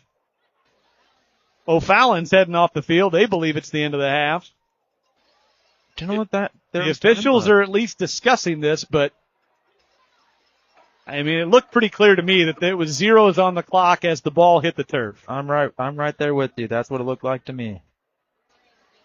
I mean, that was a gamble. If Rick Little was hoping they were going to have time left to attempt the field goal on 4th down, it was a gamble. And it ends up backfiring, so they don't get the field goal attempt, and they don't connect in the end zone, and we go to halftime. And we are tied at 14 apiece. It was a very busy end of the first half. Very busy. We've got some highlights for you. We will have some stats for you and more on the halftime coming up. Tie ball game here in O'Fallon. You're watching Blue Devil football on WGEM. I think people will keep coming back to the Job team for over 40 years because we take care of people, not just with the price on a car, but after the fact, always being there to take care of them for the life they own the vehicle. We have 3 people here dedicated to the Job team. One of us is always here at the store whenever we're open, whether that be for service or sales. We have 3 of us here to go above and beyond to make sure you have the greatest experience possible. The Job team has built a legacy of customer service over 3 decades. Come see us to find out how our family can take care of yours. At Quincy Medical Group, the best care isn't just about the visit, it's about the relationship. With each clinic visit, our connection deepens, reminding us that our work is about people, not just appointments. And that's what happens when you're more than a clinic, when you're part of a community. It's the faces you recognize, the hands you trust, the care that's always within reach. It's the people you know caring for the people they know. That's more than healthcare. That's Quincy Medical Group. Our dot family has to stick together, so these trucks have to stay on the road. Our culture is built around treating each other like family. Whether you're in the garage, you're in sales, you're in the warehouse, we're as much a part of the family as anybody. I help everybody who needs help, and they help me, and we all get along great. It's a nice work family to come to every day. Nothing makes me feel better than working on a truck. That's the reason that I do this. This program is the Welding Career Academy. It is the dual enrollment for high school. It's a hand-on program. We start with the basics of the foundational information they need. This can pretty much prepare you for any type of welding. They can be a production welder. They can go into inspection. They could go into testing. There's many, many opportunities in welding. There's going to be more demand for welders, and I think that I can probably get a higher income with the experience from this program.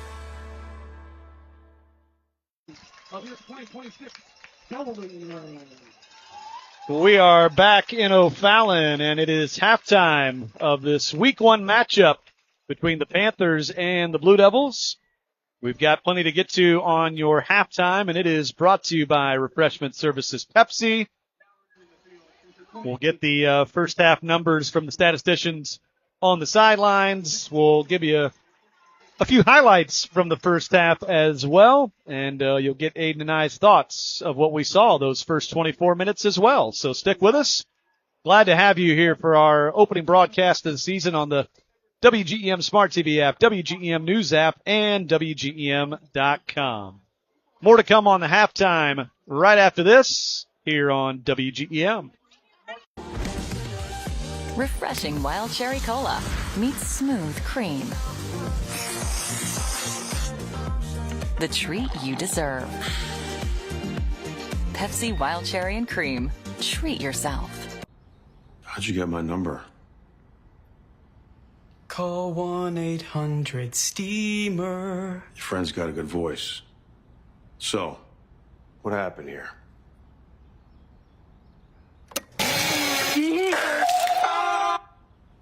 We'd rather not say. Thank you, Steamer. He's good. When clean enough is not enough. Call 1-800-STEAMER. Stanley Steamer gets your home cleaner. If you've been in a motor vehicle accident, the first thing you need to do is contact McCleary Law. There was nowhere to go. We were on a bridge. All of a sudden, a guy started going over in our lane and hit us head on. I couldn't even breathe. It was just unbelievable that it even happened. We needed to get a hold of an attorney, and our first thoughts was to get a hold of Dan McCleary. Everything's pretty easy when you deal with Dan. He got us way more than we expected to get. We don't charge anything until we win your case. Call McCleary Law. Your morning rush needs a news team that moves with you. WGEM News Today will keep you on time. From the radar. With your first alert with the bus stop forecast. From the bus stop. A quick recap of the morning news as you head out for the day. To the latest stories breaking right now. Keeping you and your family ready for what's next. Beat the bell. With the team built to crush the rush. WGEM News Today. Always streaming, always on your schedule. Weekdays starting at 5 a.m. Refreshing Wild Cherry Cola meets smooth cream. The treat you deserve. Pepsi Wild Cherry and Cream. Treat yourself. Welcome back. It is halftime here in O'Fallon. Brock Hampsmeyer, Aiden Doran with you as it's a tie ball game, 14 apiece. Remember, let's just kind of first thing here, run through the scoring recap from the first half. It got started rather quickly. 16 seconds into the ball game, O'Fallon returned the opening kickoff.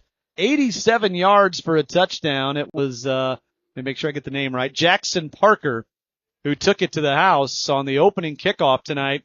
A heck of a start for the Panthers and a gut punch for Quincy, but and then it could have gotten worse because on Quincy's first offensive possession then, after they got the football to follow, Bryson Little went back for a pooch punt after they went 3 and out, and it was blocked. And O'Fallon recovered inside the Quincy 15, but then on their first play from scrimmage, a tip and an interception by the Blue Devil defense, a huge play.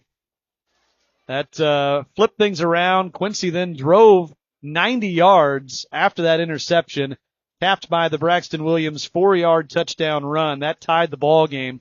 Quincy then took the lead in the second quarter on the touchdown pass from Bryson Little to Sawyer Harshberger, 6 yards, and they led it 14-7. O'Fallon then tied it on a touchdown pass to Callum Brown of 2 yards. A big Blue Devil defensive penalty actually set that up with just over a minute to go in the half. O'Fallon tied it at 14. Quincy did drive all the way down to the O'Fallon 25-yard line. They were actually helped by a penalty that got them down that far. Rick Little electing to take 2 shots at the end zone, and the last one, unfortunately, expired the clock. Quincy had no timeouts. And they were unable to even attempt a field goal at the end of the half. So that's why we are where we are, tied at 14 here at halftime. Aiden, what do you think? You want to run through some highlights here? Let's run through them. All right, let's go back. I got a few of them for you from our first half of action and all of our replays this year. are brought to you by Quincy Appliance, the little guys with the big values. As you see the teams getting fired up there on this first Friday night of the high school football season. And that was right after a big Quincy defensive play. Now we'll see a defensive highlight here as well from Quincy. Downhill from behind, that was Lilo, the linebacker, making the play. He also had the unfortunate defensive penalty that set up the second O'Fallon touchdown later. Roman Lilo with the play right there. And here's the pass completion to Cole Burgess on a big third down connection that kept the drive alive. And then 2 plays later, they connected on that touchdown that I mentioned from Little to Harshberger. And that was where Quincy took the lead on that drive. So those are your first half highlights. Again, brought to you by Quincy Appliance, the little guys with big value. We'll have some first half stats for you in just a little bit. I'm starting to get those from the sideline from Quincy High School statistician Don O'Brien. We'll get you those numbers when we come back as we continue on the halftime show. This is Blue Devil football on WGEM. Top 5 reasons you should choose Blessing Raymond College. Small classes, peer tutoring, and lots of personal attention. Financial aid opportunities, including grants, scholarship, and loan forgiveness. Successful outcomes, from pass rates to job placement. Hands-on learning, clinical experience at multiple sites, and no wait list. The Simulation Center. Master clinical skills in this state-of-the-art facility. Be ready for anything. What are you waiting for? Enroll with Blessing Raymond College today. Goodwin Tours invites you on their Grand Alaskan Adventure, June 7th through June 23rd, 2027. The fun begins in Anchorage with a 7-day land tour that includes a 2-night stay in Denali, a deluxe dome car rail tour of the Tundra Wilderness, and more. And then the adventure continues aboard Norwegian Cruise Line's The Norwegian Jade from Whittier with a 7-day cruise of the Inside Passage, experiencing the scenery and wildlife Alaska has to offer. Reserve your seats today. Scan the QR code or visit goodwintours.com. With a new Toyota from Toyota's National Sales Event, summer plays on. Whether you're teaching the art of tailgating, showing up for the home team, or finding the ultimate skybox, with a new Toyota, you can keep summer playing anywhere. Right now, during Toyota's National Sales Event, lease a new Tacoma for $309 a month, or get 2.99% APR for 72 months on a tough new Tundra. Come in today. Toyota, let's go places. Everyone's excited for WGM's big games this year, but Ryan Muma, you just say football and he pops up out of nowhere. Next on the agenda, this week's game. Can we check football numbers? Woo! Yeah, he's pretty pumped. Football! WGEM Sports Center, weekdays from 7 to 9. From the radar, from the bus stop, to the latest stories breaking right now. WGEM News Today, always on your schedule. Weekdays starting at 5 a.m. Halftime continues here in O'Fallon. And let's get to your stat sheet update. Great stats start with a great game plan. For your financial game plan, trust Elise Nothold with Raymond James. They bring you your stat sheet update all season long.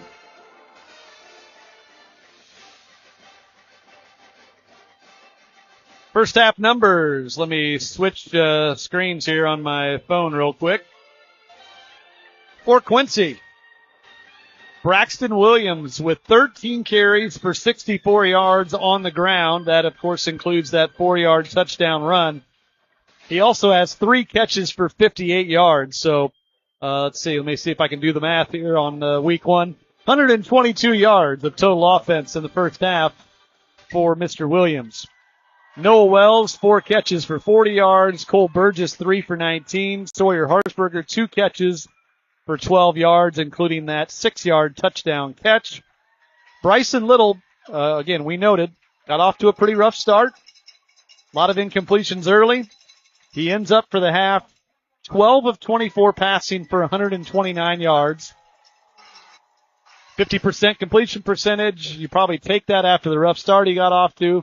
You also noted several possible interceptions that O'Fallon missed the opportunity on as well. 100%. I think he got away with 3 possible interceptions, if I did my math right. I like to say he has got his confidence from the second quarter. First quarter, a little shaky. Yep. Second quarter, jumped in, took some shots downfield. Stuff you like to see from your quarterback. And to kind of piggyback on that point, I would also say, again, little bit of a gamble there at the end of the half by Rick Little of taking shots and missing out on the field goal attempt there before the half. But I think that shows that the confidence in Bryson and what he was building there in the second quarter, as you just said, that they had the confidence to let him take those shots at the end zone to end the half there. Absolutely. And going back off that final play, if you think about it, you take that shot, you don't get it. They're thinking, okay, we're going to have enough time to kick a field goal here if we don't have it. Sadly, they did not. And yeah, they thought they could pull that off, and unfortunately it hit 0 as the ball hit the turf, so no field goal attempt. But again, they do receive the second half kickoff as well, so that may have played into that decision making as well. One other note on your halftime stats. Total yardage for the two teams. O'Fallon has 99 yards of offense in the first half. That's pretty darn good overall by the Blue Devil defense. Quincy with 201 total yards on offense in the first half. So that, again, is your halftime stat sheet update. Again, that is brought to you by Raymond James. Great stats start with a great game plan. For your financial game plan, trust Elise Noddle with Raymond James. All right, well, we got a couple of moments here, Aiden. Let's get a few other notes in here. And once again, I got to switch up screens here, so I've got my handy-dandy promo reads here. First up, watch us every week on the WGEM Smart TV app, the WGEM News app, and WGEM.com. Home or away, we've got the Blue Devils on your game of the week, and that is also on demand the next day. Don't forget that as well, right here on all your WGEM streaming platforms.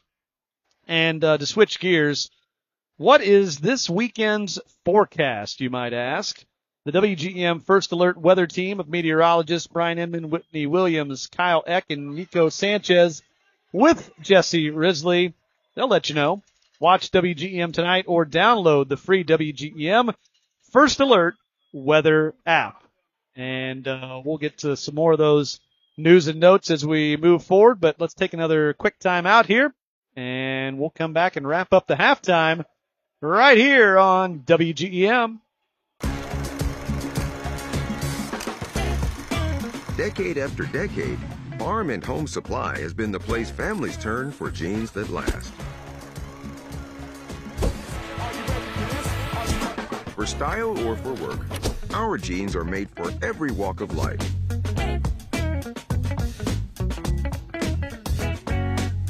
Generation after generation, denim runs in the family at Farm and Home Supply. I love working at Dot. I love the flexibility. I love my 3-day weekend. When you walk into Dot, you expect a lot of great things. Pay raises. Benefits. The reason I really like Dot is the people. You're working among your friends. It's just a positive, uplifting place. Y a todos son bienvenidos y no los tratan a nadie indiferente, no importa de dónde vengan. C'est comme une grande famille. Je dis j'aime Dot Food. WGEM Sports, looking beyond the scores and highlights with the Potts Report. WGEM sports writer John Potts goes in depth at WGEM.com to tell the unique sports stories with local connections. Check out the Potts Report on WGEM, the Tri-State's sports leader. Watch the latest episode of WGEM Sports Center Tryouts. It's on demand on the WGEM Smart TV app.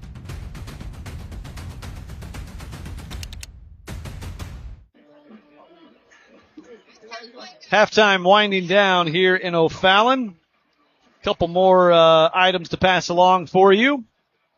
It's a busy night in the Tri-States, and you need to check out WGEM Sports Director Brendan Reedy along with Gracie Stubblefield and Abby Williams. They'll have Sports Extra coming up on the WGEM News at 10. WGEM is the Tri-State's sports leader. And it is the only local morning sports talk show in the Tri-States. Wake up to Ryan Muma on WGEM Sports Center. Weekday mornings from 7 to 9 on WGEM Sports Radio 105.1 FM and on demand on the WGEM Smart TV app. And at 7:35 a.m. Tuesdays on WGEM Sports Center, check out QU coach Jason Kilday for a little Hawk Talk. That is WGEM Sports Center every weekday morning, 7 to 9. And, of course, since I mentioned the QU Hawks, I might as well let you know. Listen for Brady Lasik, the voice of the Hawks, and the Hawks all season long on WGEM Sports Radio 105.1 FM. WGEM is the exclusive carrier of Quincy University sports in the Tri-States. Aiden, your final thoughts on the first half? Final thoughts on the first half. I just want to see what Quincy does from here. They get the ball here now. They got a little bit of momentum with their quarterback, dishing it out towards the end. Yep. I'm just going to love to see what happens here, how they respond. Tell them to put 3 on the board. Love to see Bryson continue that confidence he got from 3 minutes. The second quarter, and also, of course, get Braxton Williams going again like he was there much of the first half. As we mentioned, 122 total yards rushing and receiving in the first half for Williams. An impressive week 1 performance so far for the tailback. Well, they added a little time on the clock, so we'll step aside, take a timeout. When we come back, it'll be second half kickoff time, and it'll be Blue Devil football when we return right here on WGEM. I think people will keep coming back to the Job team for over 40 years because we take care of people, not just with the price on a car, but after the fact, always being there to take care of them for the life they own the vehicle. We have 3 people here dedicated to the Job team. One of us is always here at the store whenever we're open, whether that be for service or sales. We have 3 of us here to go above and beyond to make sure you have the greatest experience possible. The Job team has built a legacy of customer service over 3 decades. Come see us to find out how our family can take care of yours.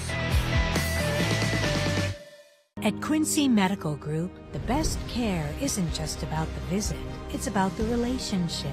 With each clinic visit, our connection deepens, reminding us that our work is about people, not just appointments. And that's what happens when you're more than a clinic, when you're part of a community. It's the faces you recognize, the hands you trust, the care that's always within reach. It's the people you know caring for the people they know. That's more than healthcare. That's Quincy Medical Group. Our dot family has to stick together, so these trucks have to stay on the road. Our culture is built around treating each other like family. Whether you're in the garage, you're in sales, you're in the warehouse, we're as much a part of the family as anybody. I help everybody who needs help, and they help me, and we all get along great. It's a nice work family to come to every day.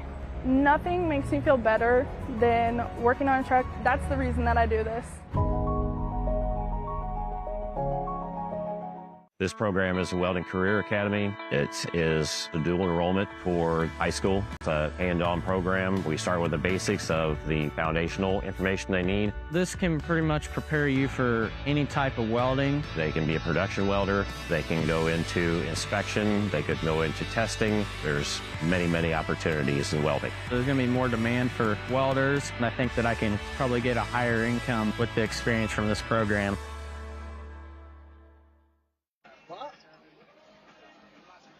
Brock Amsmeyer and Aiden Doran with you. We want to get one more thing in before we start this third quarter here. Go back to one of our highlights from the first half, and I'll show it to you again here. Again, your instant replays are brought to you by Quincy Appliance, the little guys with the big value. And I want to take a look at this play on defense again because Mr. Lilo, the linebacker right there, with that hard hit. And our hard hit sponsor this year tackled the back pain after the tackle at Schaefer Chiropractic. So shout out to them and shout out to Mr. Lilo for that hit that might give that young man a trip to the chiropractor on Monday. Again, those hard hits are brought to you by Schaefer Chiropractic this season here on your Blue Devil Game of the Week. All right. Quincy ball to start the third quarter. They missed an opportunity to end the first half, Aiden. Let's see if they can cash in to start the second half. Ready to see what they got. And might I say, I love that our hard hit sponsor is by a chiropractor. I mean, that is awesome. It just kind of makes sense. It makes sense. You have to do it. Short kickoff and on a bounce, fielded outside the 20 and across the 30 and stood up, trying to move the pile, but won't get to the 35. Quincy will start, well, actually they might give him the 35. Call it the 34. 1st and 10 for Quincy to start the third quarter after a little bit of an uneven and certainly missed opportunities there late in the half for Quincy. Let's see if they can get things going again here to start the third quarter. Braxton Williams had a great first half, 122 total yards. Bryson Little got off to a rough start, but got better as that first half went on. Finished with a 50% completion percentage in the first half. And just over 120 yards through the air. They'll keep it on the ground with Williams. Tries to bounce it outside, and he does not have much room to operate there. They'll generously give him a yard to the 35. And I have to imagine, Aiden, that as we talk about, second half adjustments, I have to imagine the O'Fallon defensive staff talked about number 28 a lot 100%. For Quincy. Braxton has been carrying this offense. If they didn't have Braxton, I don't think this game would be tied right now. He certainly has made some big plays. 2nd and 9 to start this third quarter. Williams looking for a hole, and he plows ahead for 2 or 3, and it's going to bring up third down.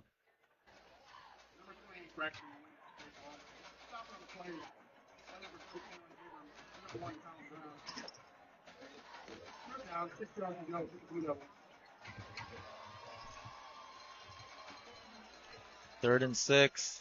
See what Bryson got cooking up here.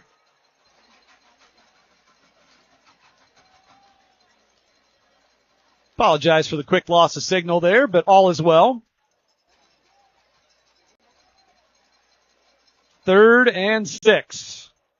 Little, quick throw. It's caught. Burgess needs a block, and I don't think he got enough of one. He lowered the shoulder, but it appears to be a yard short of the first down.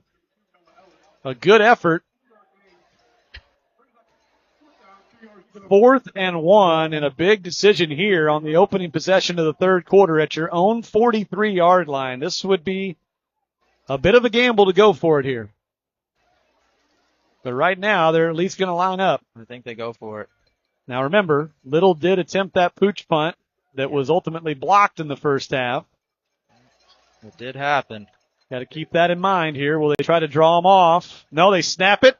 Williams bouncing outside. He got it. Boy, that was a slow developing play, but they moved the chains, and a first down brought to you by your local State Farm agent, Charles Schultz. What is he, Aiden? What a guy. He's a guy. He's a dude. He's a guy. He's a dude, guy. He's at 48th and Broadway. I know that. And Blue Devils, maybe not the prettiest thing in the world, but they move the chains to start the third quarter. All's well that ends well.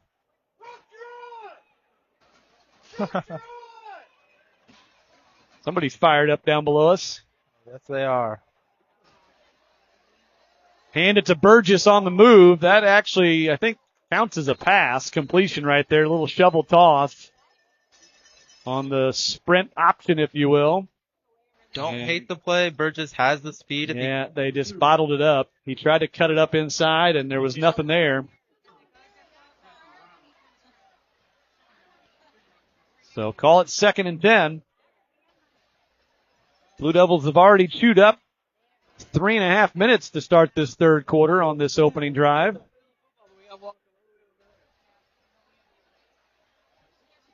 Conrad in motion, and it's a straight quarterback draw. First time we've seen that tonight from Bryson.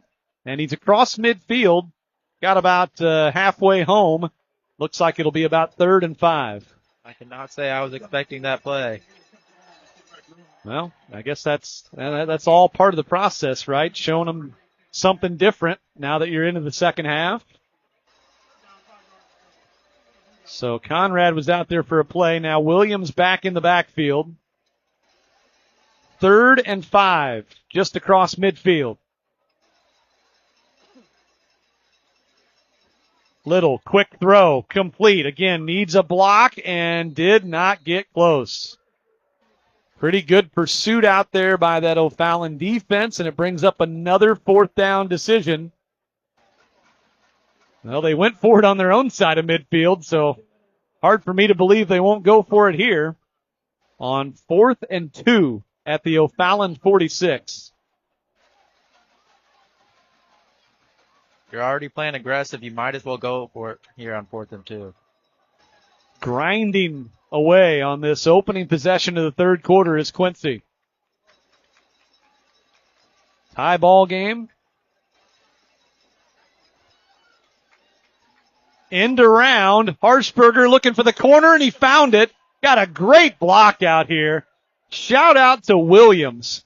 Shout out Williams. He's been making plays all night. He just made a great block on the edge. That was great to see. 2 4th down pickups already to move the chains for Quincy. First down, of course, brought to you by State Farm agent Charles Schultz. 48th and Broadway, Quincy. Under 7 minutes to go already here in the third quarter. At the O'Fallon 35. Little. Pressure in the space. Hits Williams. Middle screen. He's got a hole. Now he spits outside. 15, 10. Rush to the pylon. He is in. Touchdown, Blue Devils. What a sprint to the end zone by Williams. Braxton to the races from 35 yards. Bryson saw the blitz coming, just threw it across the middle. Braxton Williams got it, used his speed, and got the touchdown. They love that middle screen, and that time they set one up to perfection. We'll look at it again in a moment as Kelly attempts the extra point with Quincy back in front for the second time, and the PAT is good. 6:46 to go, third quarter, a 5 minute and 14-second opening drive to begin the second half. What an impressive drive. 2 4th down pickups, and Braxton to the house from 35 yards on the screen catch. And I promised it, so I probably ought to show it, right? Yeah. Let's take a look. Instant replays brought to you by Quincy Appliance. And there he is, diving in at the end. What an effort. Well executed, and then that's just individual speed to get it all the way home from Braxton Williams. For QHS, it's been all about him, and he continues to impress. Once again, replays brought to you by Quincy Appliance. The little guys with the big value. And Braxton Williams, I don't know if it's fair to call him a little guy, but he's definitely bringing big value tonight. I know that. For sure. I wouldn't call him a little guy to his face by any means. Me either. I know he's bigger than me. And he's been a big playmaker here tonight. That's his second touchdown. He's got 2 of the 3 Blue Devil scores, 1 on the ground, now 1 in the air. Kelly's kickoff fielded with a foot on the 10-yard line. Angling near sideline. They've got containment and a good return, though. Great return. Across the 35. Well, that was a really impressive opening drive to the third quarter by that Blue Devil offense. The defense got to kick back, relax, and watch that thing. Now let's see how they do playing with the lead again.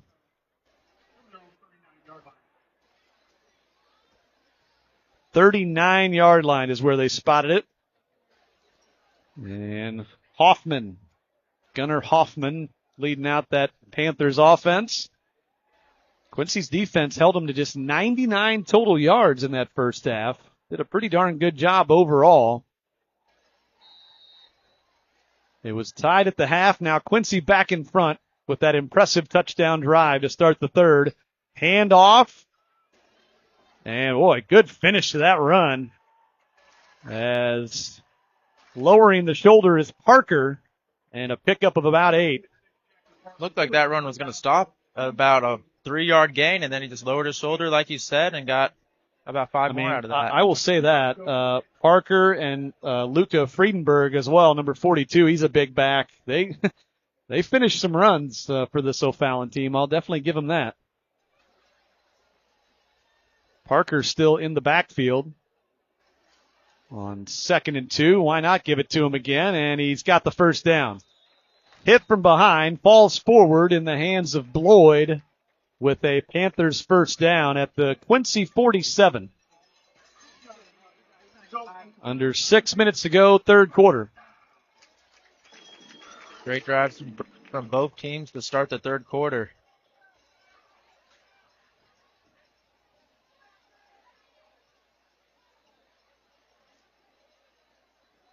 On first down, Hoffman, handoff, Parker again. And this time stood up. Good job, Vogel from the linebacker spot, number 0, right there at the line of scrimmage, and they didn't let him get away that time. They do give him a yard of forward progress, so it'll be 2nd and 9. After this one tonight, Quincy's next 3 ball games are at home at Flynn Stadium. However, make sure you take note, they're on 3 different days. Next week, week 2 is on a Saturday. Week 3 is on a Thursday night. And then week 4, the Western Big Six opener, homecoming at home for Rock Island on Friday night.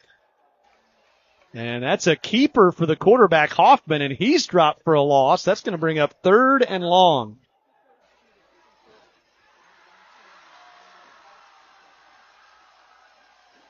So from 2nd and 9 now to 3rd and 11.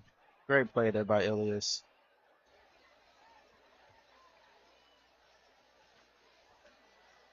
That's Freeman, number 64, the defensive end, opposite of Bloyd. 3rd and long. 5-man rush. They flush Hoffman out. He's got room to run, though, and he will get the first down. That's just unfortunate. Nobody to contain that backside. Quincy dialed up the pressure, and it ends up burning him a bit. And Hoffman scrambles for the first down to the Quincy 35.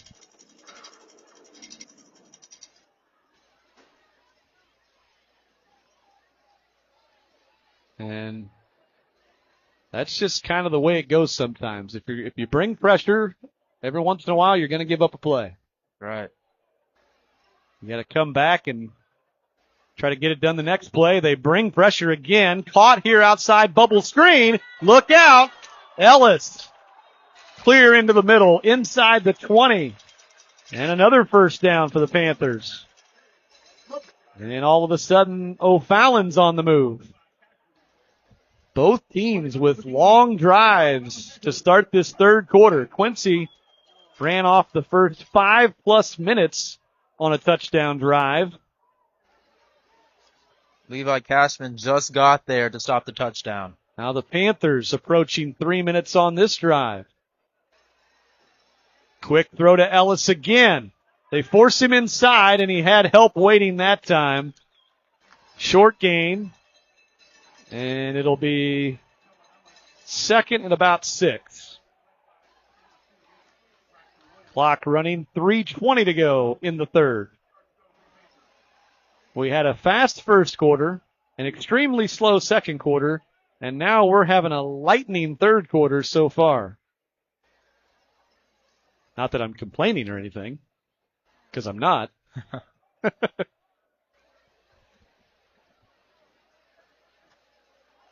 Hoffman, handoff, Parker, hit and dropped. Good tackle in the backfield Making the play is Cooper Cam. First time we've called his name tonight, and that's a loss. Loss of about 3. Almost back to the original line of scrimmage, actually. So call it 3rd and 10.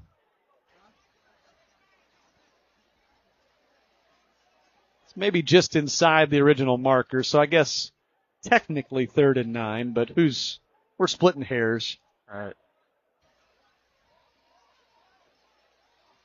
2:15 to go in the third.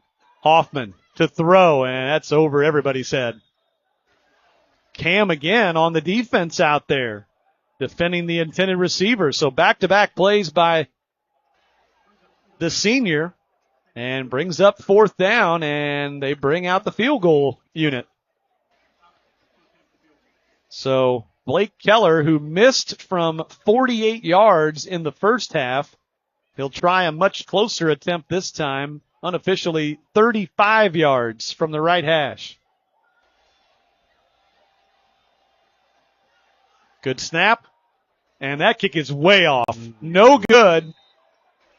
Did anybody get a hand on it there? I can't believe it. Well, they're acting like maybe they did.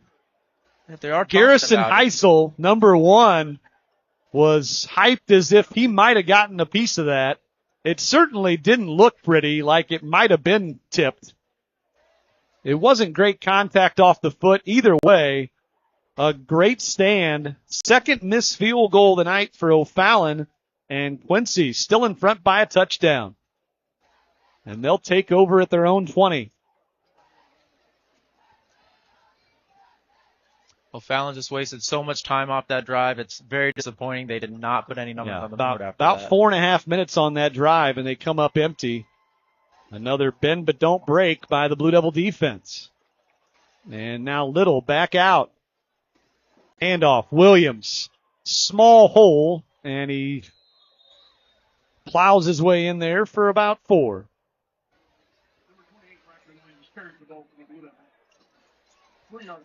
And Williams with that 35-yard touchdown earlier here in the third quarter, and a couple of other plays on that opening drive of this second half. He's already approaching 200 total yards on the night. Had 122 at halftime.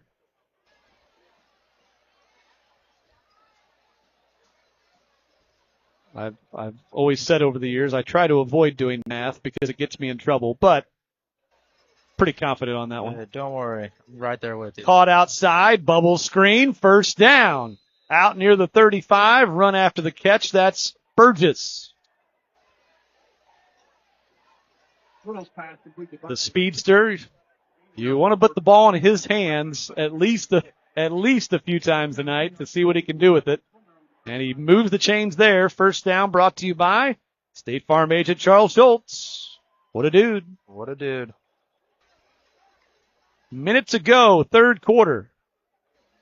Handoff. Conrad bounces outside left. Now he cuts, and he's across the 40 with a nice run on first down. Good to see the backup, change of pace, if you will. Keeping the positive momentum going as he steps in for Williams here. And we are already down to about 30 seconds to go here in the third quarter. Way quicker than the second quarter, I'll say that much. We can only hope that the fourth quarter is the same. You know, us pampered broadcasters, we want to get home as soon as we can. Conrad, what a patient run, but this hole's going to close up on him. He waited as long as he possibly could for a hole to open up, and it just never did. He ends up, I think, losing a yard. They're going to let the time run out. And here. that will be the final play of the third quarter. In the blink of an eye. And a Blue Devil lead as we go to the fourth quarter, 21-14, here on WGEM.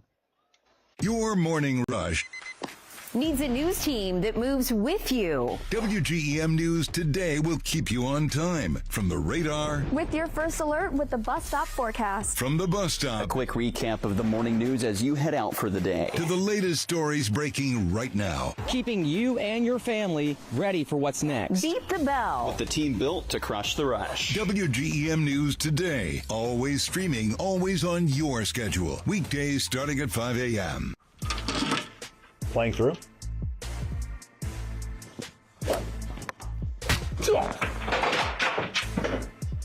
Ooh. 4? Come on!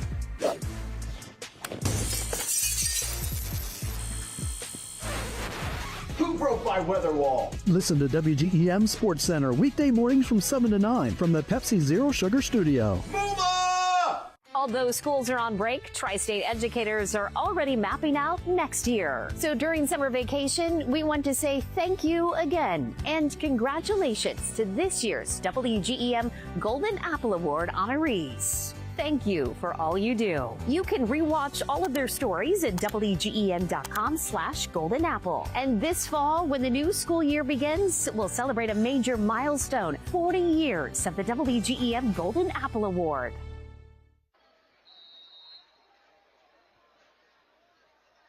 Back for the start of the fourth quarter is brought to you by Refreshment Services Pepsi.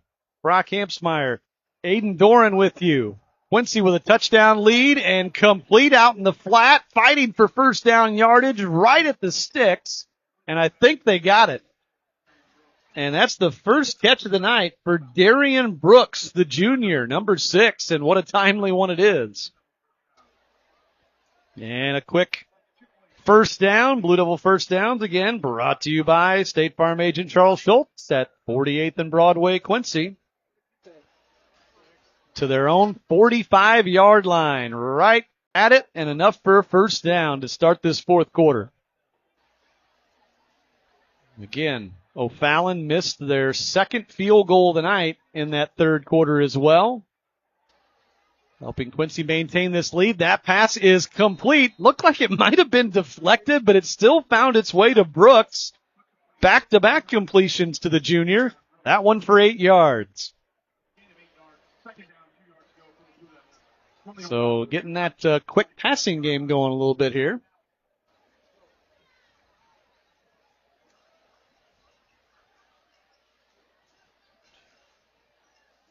Brooks, Wells, and Harshberger out here wide to the right. Williams still in the backfield. 2nd and 2. And handoff straight ahead. Williams plows his way, moves the chains as he breaks it inside the 45 of O'Fallon. And, that's not what you want to see. Williams hobbling to the far sideline, coming off the bottom of that pile. Well, we just had our first bug attack of the season. Poor Jake Klingsmith working camera for us. He just about got eaten by a pterodactyl. It was really just the moth, but I'm just helping him out.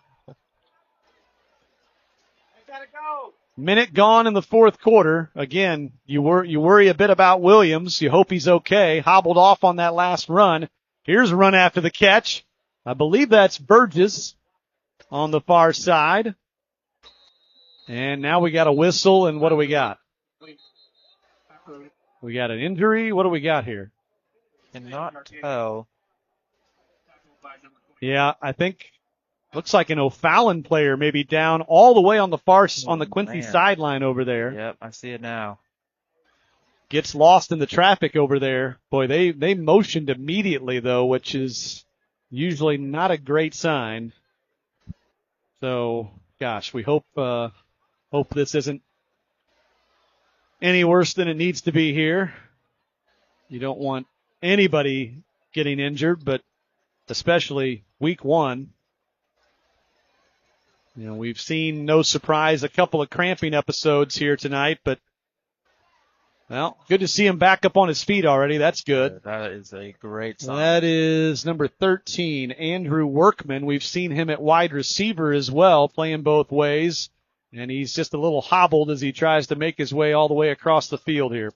Those injury timeouts are brought to you by McCleary Law. If you're hurt, call or text to McCleary Law at 217-8-I'm-HURT. And unfortunately, Workman is at the moment, but it is, again, obviously good that he's at least walking his own way across the field here, but obviously in some pain.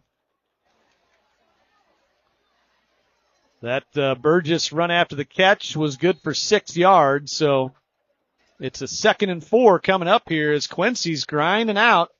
They're starting to build another long drive here. Here early in the fourth quarter, they had a 5-minute plus scoring drive to start the third quarter, and that's why they're in front, 21-14. And that should be incomplete. Yeah. That was a forward pass.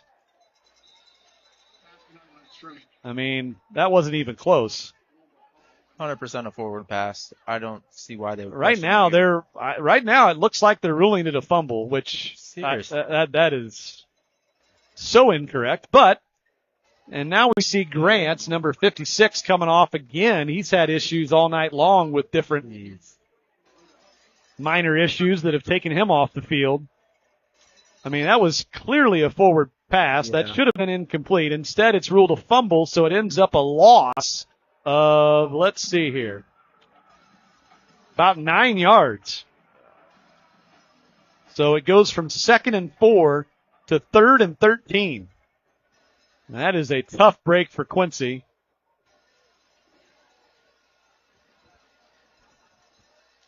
Turns into a 3rd and long just across midfield. Harshberger in motion. Step up little and had Williams out of the backfield but missed him. Just led him too far with the pass. He had him, like you said, just a little too much. He would have had to tiptoe the sideline to have a shot at the first down, but you'd love to have had the opportunity. Instead, it's 4th down, and Mr. Turwelp's already out, so they're going to punt this thing away. No surprise. With 10:07 to go in the fourth quarter. A promising start to that drive, but it came to a crashing halt due to that unfortunate fumble call that appeared to be a forward pass and should have been incomplete. Turwelp with the hard count. Now he backs up. Oh, just got the punt away. Very high, and fair catch is called for and made. Maybe right at or just outside the 10. So good punt. That was beautiful. And that gives O'Fallon a long field here with 10 minutes to go, trailing Quincy by a touchdown. I will say that defense almost got to him there. They obviously blocked little on a pooch punt attempt early in this ball game, and they've had pressure on a couple others, including that one. One long touchdown drive to start this third quarter by Quincy, capped by the 35-yard catch and run by Braxton Williams. That is all the points we've seen so far here in the second half. And now they're going to shift the football for whatever reason. Interesting. Move it to the middle of the field here before this opening snap of this possession. From the 11-yard line.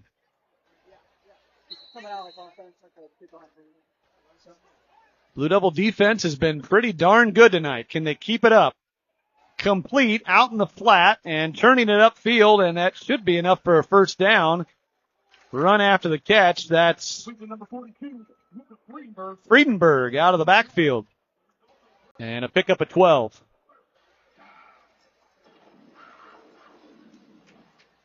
Again, there's been a little bit of bend but don't break to this Blue Devil defense tonight. O'Fallon's missed a couple of field goal attempts. But the total effort has been a great debut for this relatively young Blue Devil defense. Handoff running right, and Parker's got a nice hole there off right tackle. And a couple big chunks to start this drive. A 12-yard catch and now a 9-yard run. They didn't have the best field position to start, and now they've already dug out of that. Yeah. Out across the 30. Clock moving, near 9 minutes to go.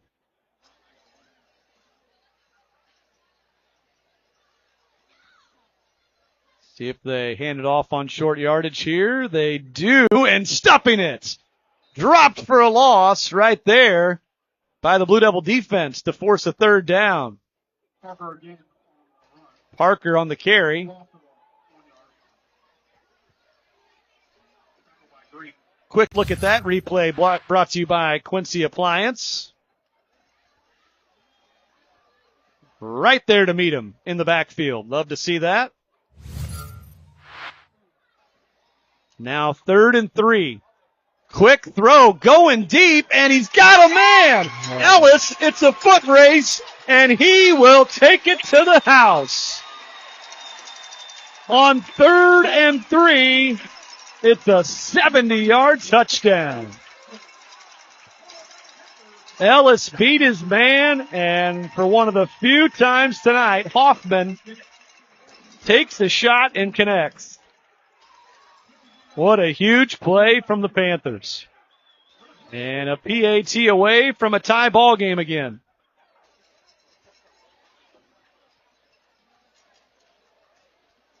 And it's hard not to just feel like that's kind of just a case of the defender outside there just not expecting them to take that shot and kind of falling asleep. You expect the run so much. Once they take that shot, you're not expecting it, and they get it to go. Ooh, line drive, but it is good on the extra point. And now we got a ball game. Tied at 21.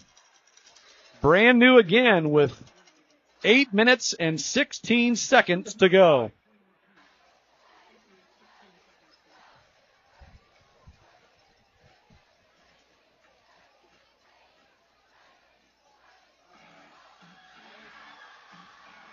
And I want to remind you,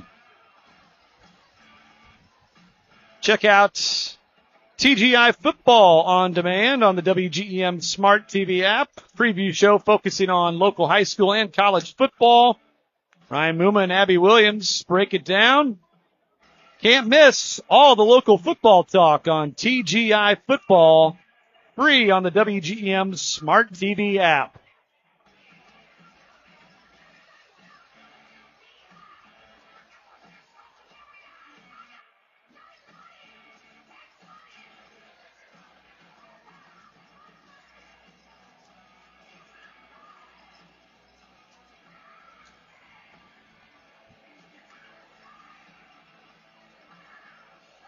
Well, it's been back and forth all night, Aiden, and I guess we shouldn't really be surprised that we've got a tie ball game again.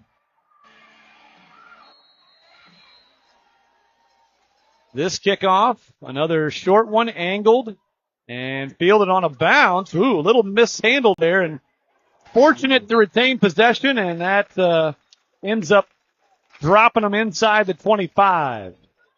Right there, you're just glad you got the ball back, honestly. That could have been so much worse.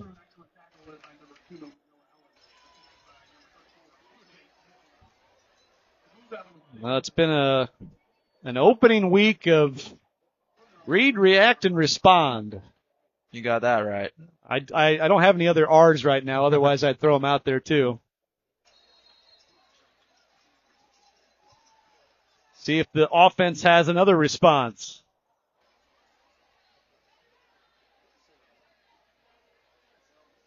Two receivers to each side on this first down play. Little pressure in his face. Overthrown, and oh my goodness. Another one that could have been picked. I'm keeping track. That's 4. And that was Jace Mitchell, number 34, that got a hand on it. And then I think he batted it off the face mask of our guy, number 56, Aaron Grant. Been 4 potential interceptions from Bryson. 2nd and 10. They dodge another bullet.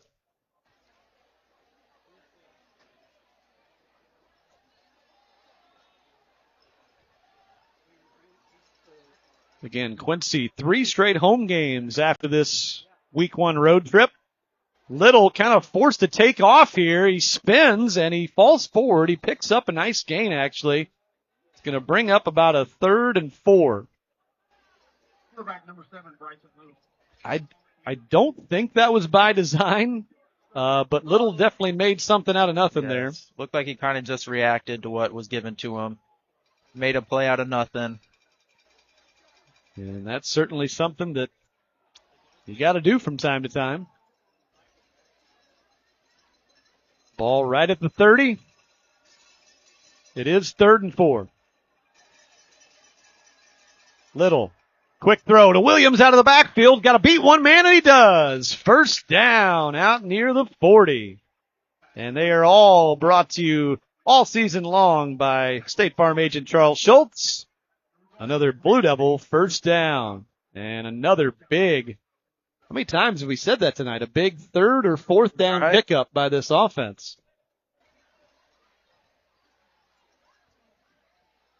Keeping drives alive, and a couple of them ultimately setting up scores. 7 minutes to go here in O'Fallon.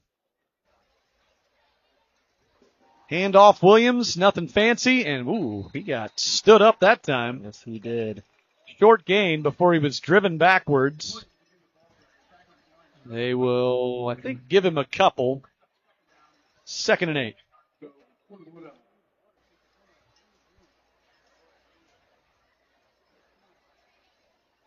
Yeah, picked up 1.5 yards, so credit to. And this speedy second half continues as we're inside 6:20 to go. Both teams with 1 touchdown drive to their credit here in the second half. Quick throw outside, and again, that's off the hands. This time they do blow it incomplete correctly, off the hands of Burgess. Going to bring 3rd and 9 here. We're going to see a big play from Bryson.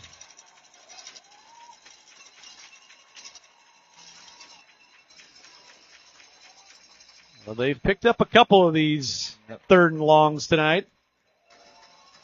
The last one was a fairly short 3rd and 4. This is 3rd and 8.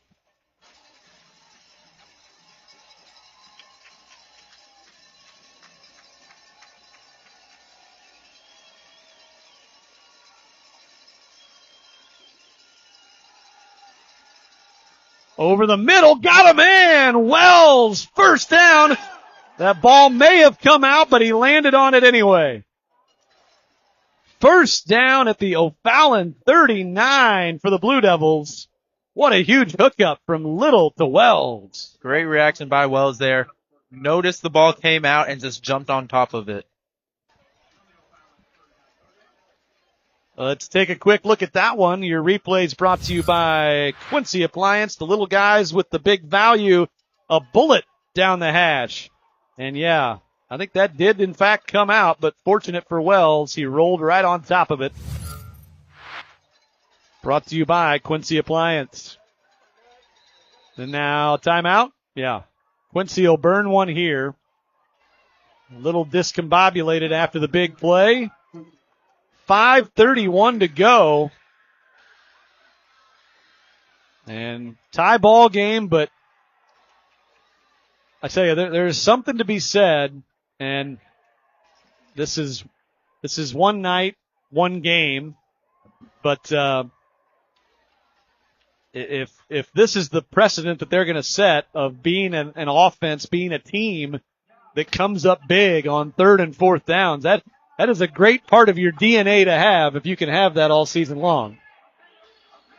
And they've done it again here on this drive, picking up a couple of huge 3rd downs. It's been the trend all game, like you've been saying. Those big 3rd down plays is kind of what they've been doing. I mean, that's, no matter the level of football, 3rd down percentage, both offensively and defensively, it's huge.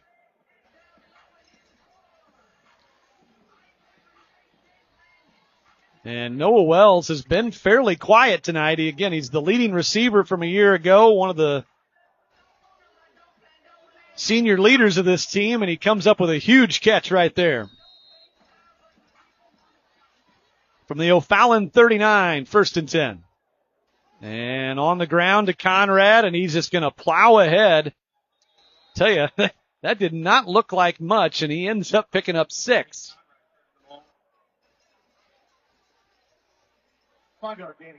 Well, make it 5. They've spotted at the 34. Still, though, 2nd and 5. He just put his head down and got to business, picking up 5 yards there. I mean, this has a feel of they just want to bleed this clock, punch it in the end zone, and leave O'Fallon with as little time as possible. That's where it's headed at the moment. If they can keep it up. Might have gotten him off sides right there. Little hard count by Little. And, yep, it was enough. Into the neutral zone.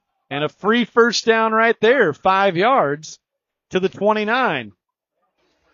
It's a penalty, but it counts the same. A Blue Devil first down brought to you by State Farm agent Charles Schultz at 48th and Broadway, Quincy. Not to jinx it, but everything is going the Blue Devils' way right now. Oh, Aiden. I'm sorry. Look at you. I know. Look at you. Week 1, tempting the fate. I know. I'm knocking on wood, man. Hold on. Okay. All right. No, hey, don't get me started on broadcaster jinxing and all that stuff. I don't believe in that full moon stuff either. See, now you got to be thinking about all these conspiracy theories. First down, Blue Devils at the O'Fallon 29. Stick to football, Brock. To throw, batted down. That is incomplete. Batted down by Callum Brown. He had that big personal foul penalty on a hit on Little late in the first half, but he makes a nice play right there. 2nd down. 2nd and 10, 4 minutes, 21 seconds left. Well, and it's kind of a I don't know if it's a catch-22 or what to call it, but the clock is Quincy's friend right now. But of course, the catch is you do have to actually put the points on the board. 100%. Otherwise, you've taken all this time. Bryson just rushes the receiver over, 12 in motion. A helmet popped off. Throws complete short to Harshberger, and he is going to drag tacklers forward. Now, the O'Fallon staff, are they going to question if that play should have been blown dead right there? I am quite confused myself, Brock. You don't see a helmet pop off in the middle of a play like that very often, or that early in a play. Is there a full moon out? I don't know. Oh, boy. I did bring it up, didn't I? You did. It's an 8-yard gain. That's the end of the story. Harshberger run after the catch. The lineman did have to go off, obviously. When the helmet comes off, player has to come off for a play. That brings up 3rd and 2. Big short yardage pickup here for Quincy if they can get it. Just outside the 20. Under 4 minutes to go. Handoff. Williams bounces. No flag. The O'Fallon faithful below us wanted a hold. No flag, and Quincy moves the chains. Another first down brought to you by State Farm agent Charles Schultz. And man, oh man. Who else than Braxton Williams to take that one? Yeah, who else? And again, just another impressive, grinded out drive here by Quincy to the 15-yard line now of O'Fallon. 3:34 to play.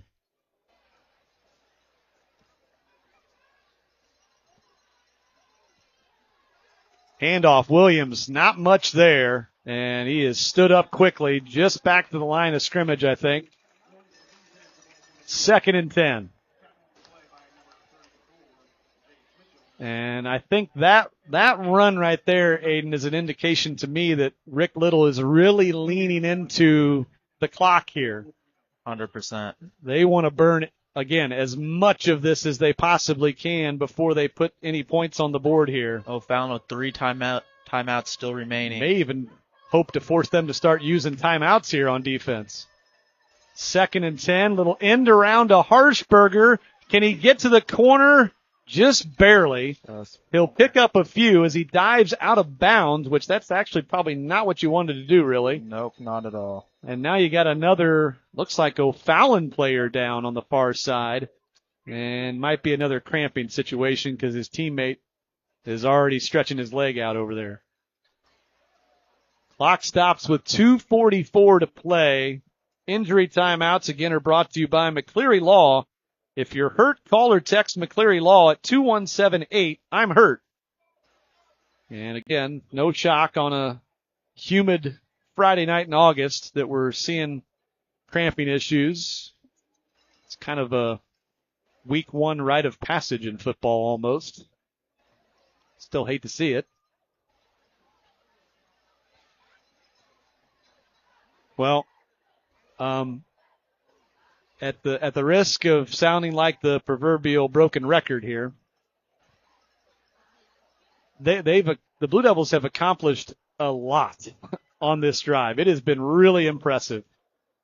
The third down pickups, the clock management, and you can tell, hopefully, I'm leading up to the big if. Yeah, you're jinxing it. You're getting close. I know.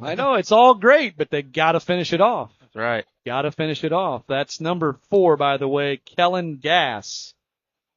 Might be a little gassed. Pardon my pun. Oh, that was great. That was good. Man, it was right there. I'm sorry. You had to. Come on. I'm a sucker for those. Yeah.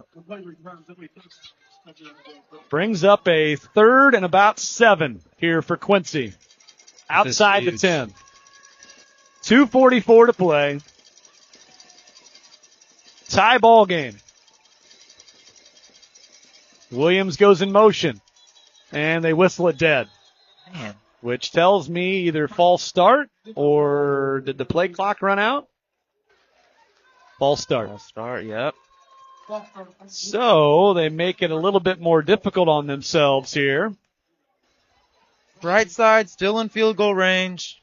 5-yard penalty moves it out to the 17-yard line, and that turns it into a 3rd and 12. Sure.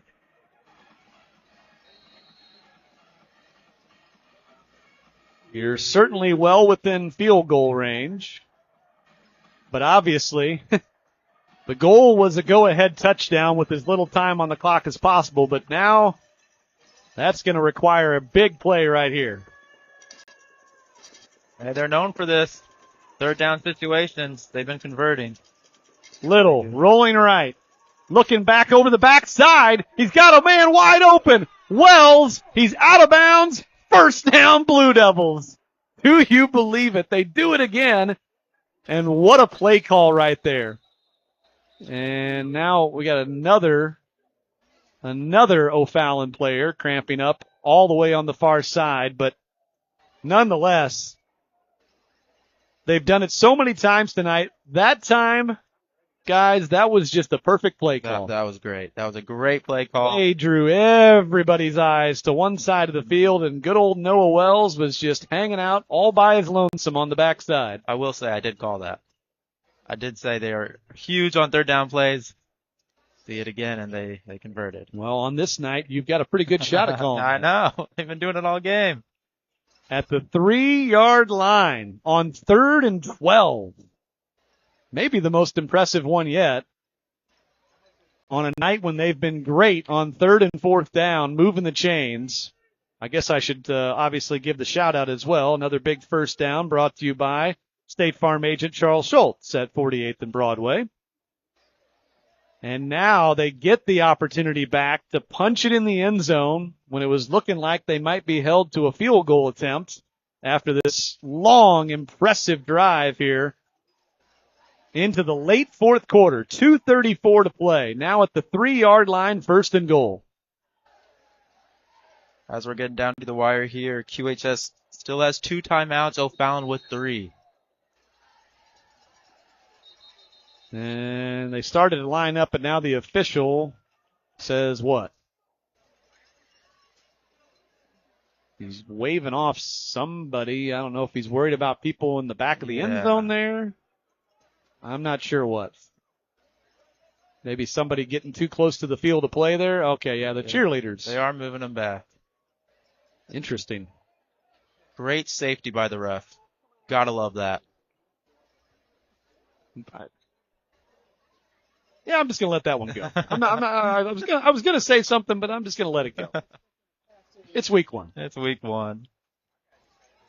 pretty sure they've been there all night. Yeah. Whatever. Yeah. I'm not sure why this is the moment he decided to move him. He had some intuition that something was going to happen. Got to move him back. Oh, okay. Now it makes more sense. The injured player was still lingering back there behind the end zone. Okay. That's what he was really referring to. Gotcha. Okay. Yeah. Although he does go back and assure the cheerleaders that, yes, it'd be great if you could stay back a little bit further, too. So number 9, that's Knox Kennedy, who was shaken up a couple plays ago. He just hadn't made his way back over to the home sideline.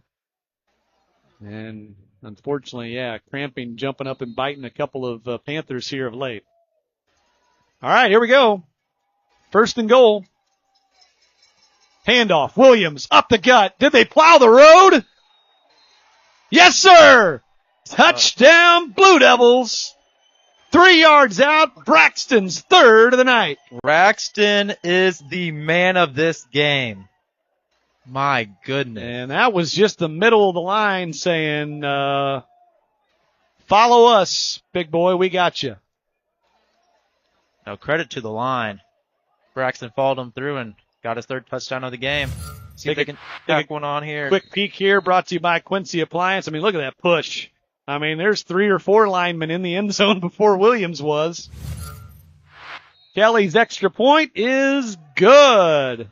And for the 3rd time tonight, the Blue Devils pull back in front by a touchdown. 28-21 is your score. And by the way, those Blue Devil touchdowns brought to you by Ramsey Jones Homes.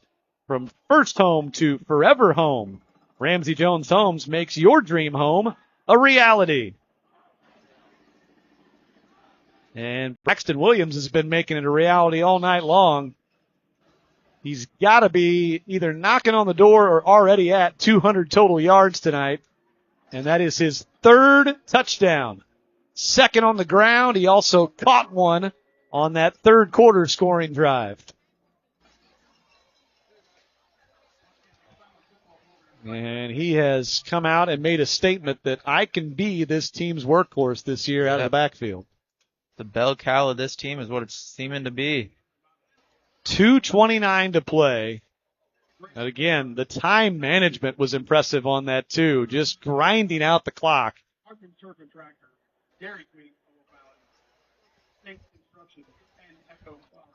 The O'Fallon return team taking their time to get set up here. Big onus on the coverage team here, obviously.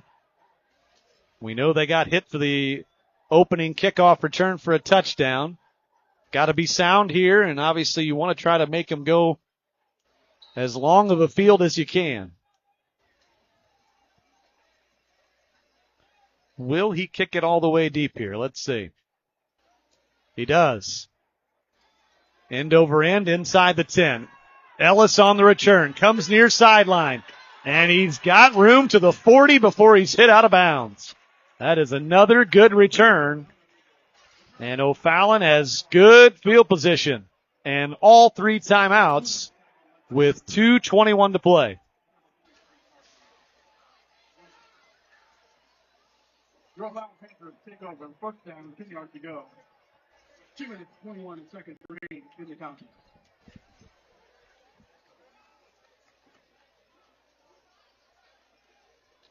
All eyes are going to be on Gunnar Hoffman this drive. He came up with a huge throw on their last drive for the touchdown to tie it.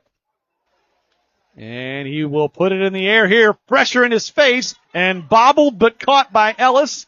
And a pretty good rally to the football there by Quincy as they tried to set up the screen. And Ellis has been a playmaker all night for them. He caught that last 70-yard touchdown for their last score. 2 minutes and counting left to play as the clock runs. 2nd and 3. Great control by Ellis on that last play. Late substitution there. Ooh, that could have been hold on the outside. They flush Hoffman out, and he completes it inside the Quincy 40 and tiptoeing the sidelines. Where'd he step out? And now he might be cramping up. after the run after the catch. They marked him, I think, out just outside the 30. If you're QHS, you can. There was all kinds of issues pre-snap. I'm sorry, Aiden. I apologize. They had the late substitution. I'm not sure they were lined up correctly. I think they could have been called for illegal formation. And then could have been a hold on the outside, Bloyd on the pressure off the edge. There could have been a whole lot of things. Yeah, there was a lot going on right there. Surprised nothing got called.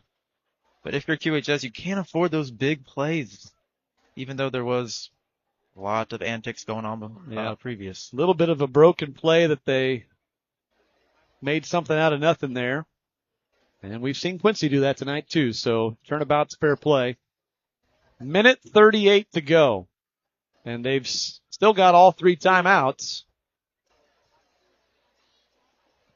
So once again, now, after Quincy did such a great job of burning a bunch of clock on their way to that touchdown drive to take the lead, now where that could come back and work against them is if O'Fallon is able to tie it here, they may not have much time left to try to answer. Right. In regulation anyway. But still 32 yards to go, so the defense still has plenty of opportunity. And obviously, I mean, it's week 1, so I'm allowed to state the obvious at this point. They have to score a touchdown. Yes. Yep. Field goal ain't going to do you no good here. No, not at all. And that does, in some ways, help the defense.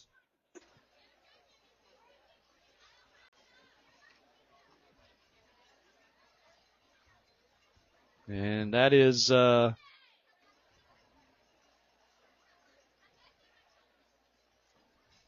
I thought it was, no, it's not Ellis. Ellis is right here. So that's, what number is that? Is that 8? Looks like 2 from here. No, Ellis is right there. Yeah. I think that's 8. I think it's Dior Mathis. Okay. Who had that last catch and run, and then he came up hobbled at the end of that play. Minute 38 to go. Ball at the Quincy 32. Hoffman fires short and dropped.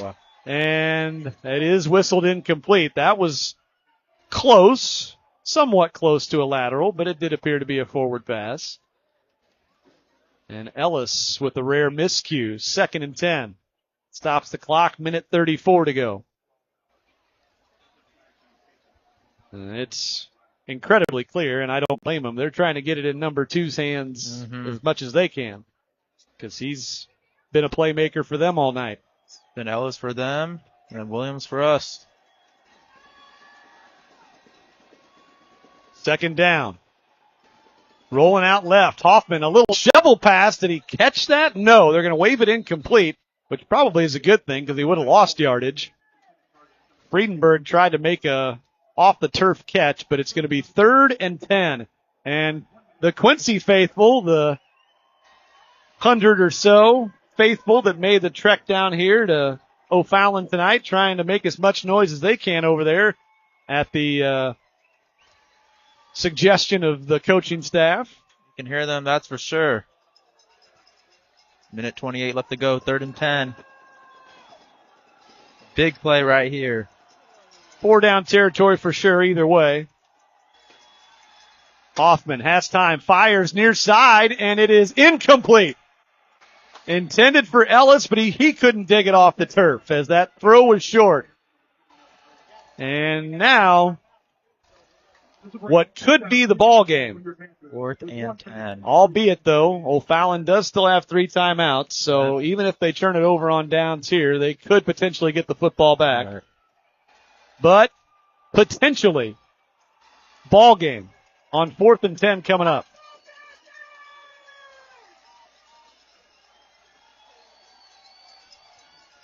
Will they bring pressure or sit back in coverage? Everybody standing up.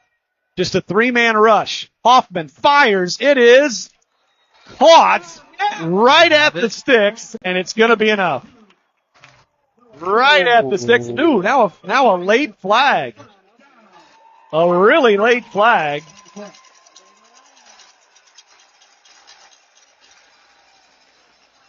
Which I can only assume is somehow on Quincy. It's a sideline unsportsmanlike. Wow. Now that's going to add insult to injury. Yes, it is. They pick up the 4th and 10 right at the sticks. And that's going to be, I believe, half the distance to the goal from the end of the play. Thought they would learn from the last penalty they had in the first half. Minute 19 to go. O'Fallon still has 3 timeouts. Quincy still has 2. It is half the distance to the goal, which moves it just outside the 10. O'Fallon now knocking on the doorstep, trying to tie this game again if they can punch it in for a touchdown. Hoffman to throw. Complete. And no, Ellis dropped it again. Second time on this drive, he's dropped an easy one, trying to run before he had it. Very uncharacteristic for Noah Ellis, but just like you said, those dropped 2 already here in the 4th. Quincy will take it, 2nd and 10. Ball at the 11. So they can obviously get a first down without a touchdown, but have to be right at the 1.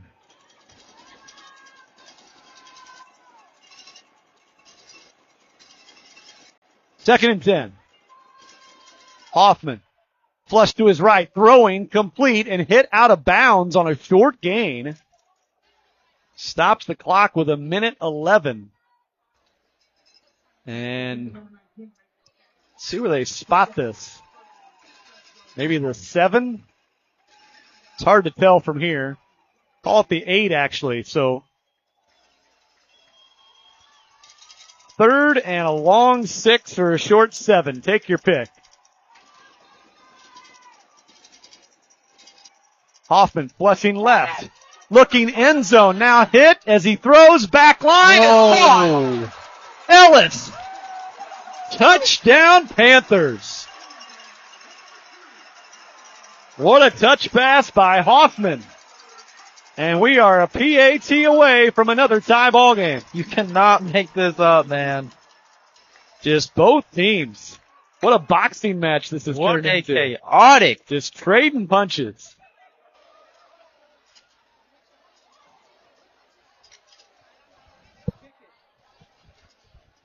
So now,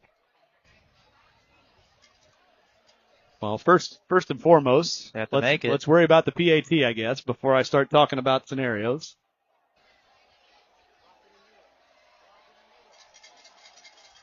Blake Keller. 3 for 3 tonight. And make it 4 for 4. And we are tied at 28. 1:05 to play. Quincy has 2 timeouts. O'Fallon still has all 3.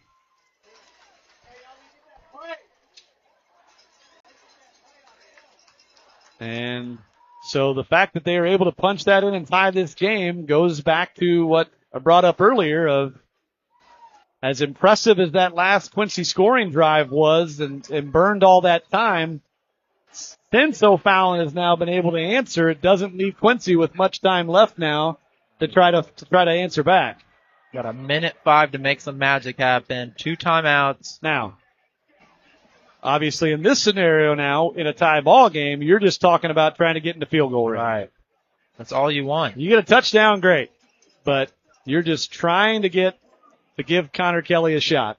Yeah. Before we potentially see overtime in week 1. I can see some screen passes to Braxton Williams in his near future. Yeah.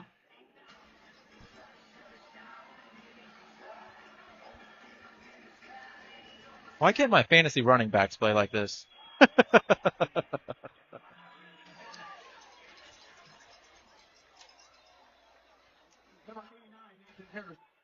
On the kick for the Panthers. Tie ball game again. Let's see what happens on the kickoff. High short one. Very And short. A bobble, Quincy. That ball was still loose. I think Quincy was fortunate to dive on top.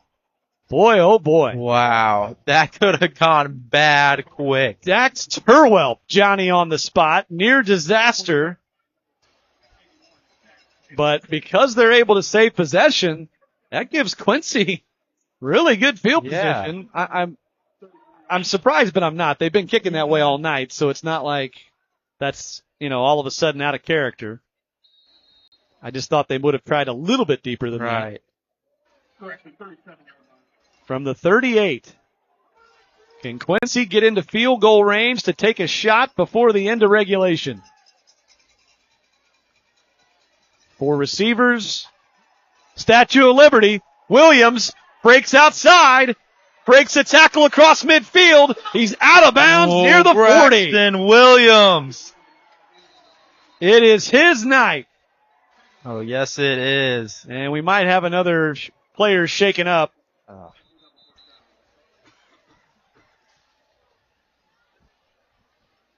Perhaps another O'Fallon player on that far sideline again. Boy, they have not enjoyed their time on the Quincy sideline tonight. Oh, they have not. And you hate to see it, but man, oh man. That's the second time they've run that delayed handoff to Williams tonight, and it has been beautiful both times. That one, they spotted at the O'Fallon 37. That means it's good for 25 yards. And boy, of all times to get a chunk play, this is one of them. And they got it right there. You're already knocking on the doorstep of field goal range. You're not there yet. Not quite. But boy, this makes it feel infinitely more attainable now. And that's number 7, by the way, Darius Shropshire. Hope I'm saying that right. We'll roll with it. He's got a smile on his face, so he doesn't seem too worse for the wear. Shaking that shoulder, so maybe not a cramp issue for him. Just took a shot. All right. Quincy, 56.7 seconds and a few more yards away from a possible field goal attempt to try to win it. Still 2 timeouts. Little alone in the backfield. Quick throw, complete. Blockers in front. And about 8 or 9 yards right there, and he gets out of bounds. That's Burgess with another bubble screen.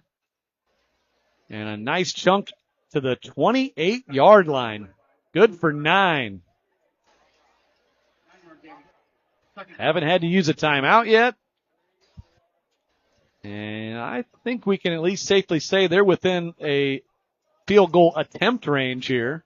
Absolutely. It's still a long one at this point, but you're within shouting distance for Connor Kelly. They go Statue of Liberty again. Why not?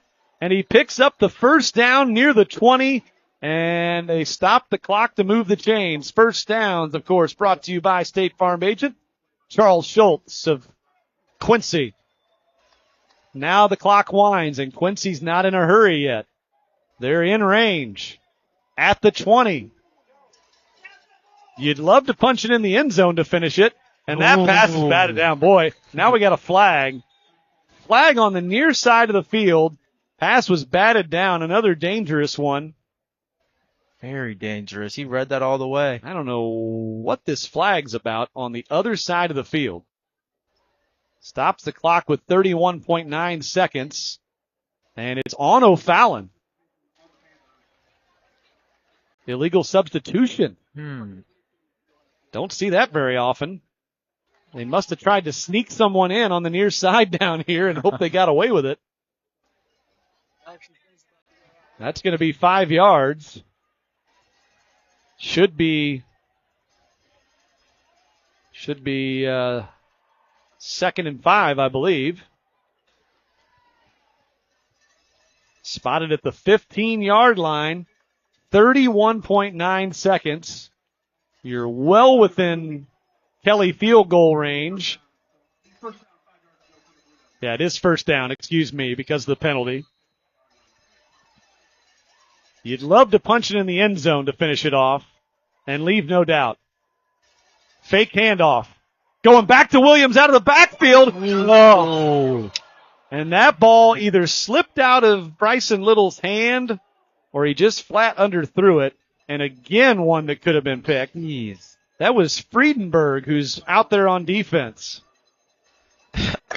And certainly,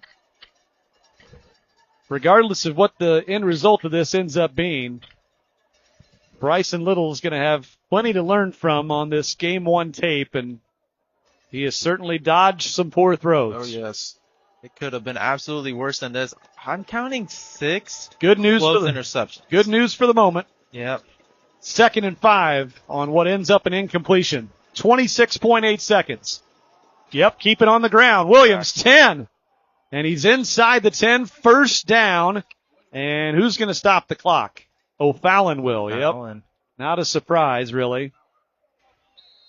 1st and goal now at the, I believe, 8, maybe the 7. 21.3 seconds to go. First downs again brought to you by local State Farm agent Charles Schultz, 48th and Broadway, Quincy. Sorry, the time clock did not stop there. It was about 8 seconds left before I. No worries, no worries. Again, all things are forgivable in week 1. That is true. They're not week 2. So. And look, yes, as we've said, Bryson Little has dodged some bullets. Yes, there's been some, several, let's just call it that could have, should have, would have been picked on a lot of other nights. But outside of those, this Blue Devil offense, they're rolling. Yeah, you got to be impressed. This second half, the 2 touchdown drives, and now this one with a 1 minute late game scenario to drive this thing now inside the 10. 1st and goal, trying to deliver the finishing blow here. Punch it in the end zone and leave no doubt.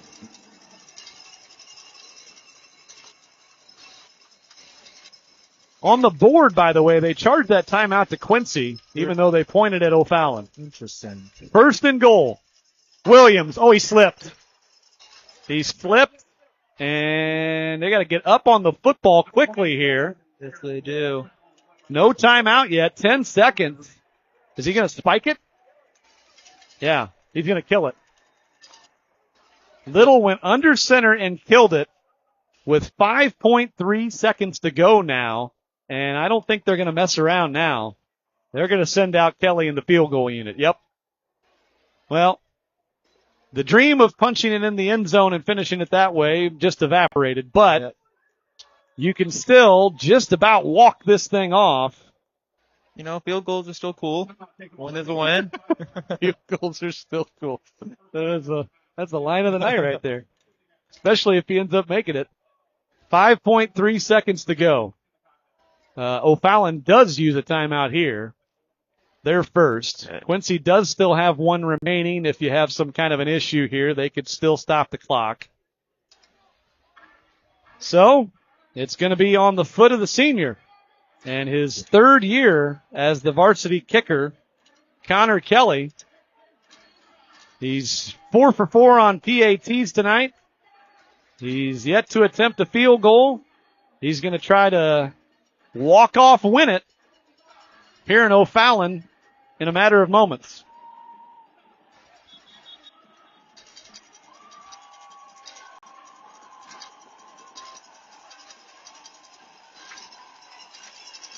For his career, Kelly is 7 out of 9 on field goal attempts. So the offense is on the field. I am kind of shocked at this.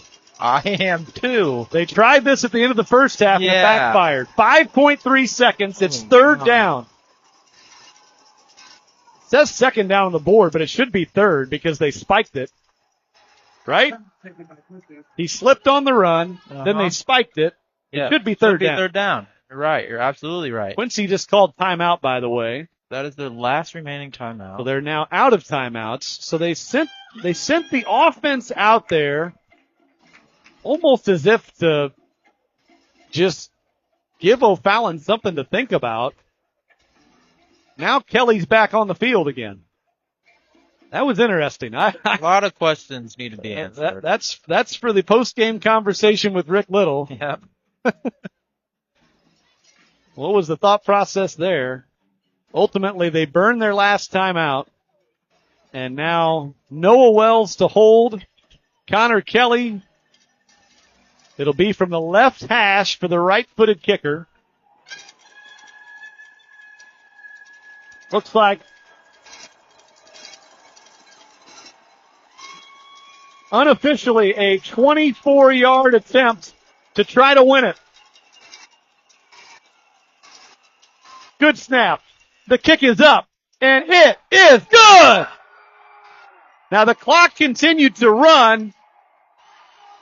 I'm not so sure that the clock shouldn't have stopped. I had it stopped on my end. They do have it at 0. The officials, though, are acting as if it's over. There's a brief conversation.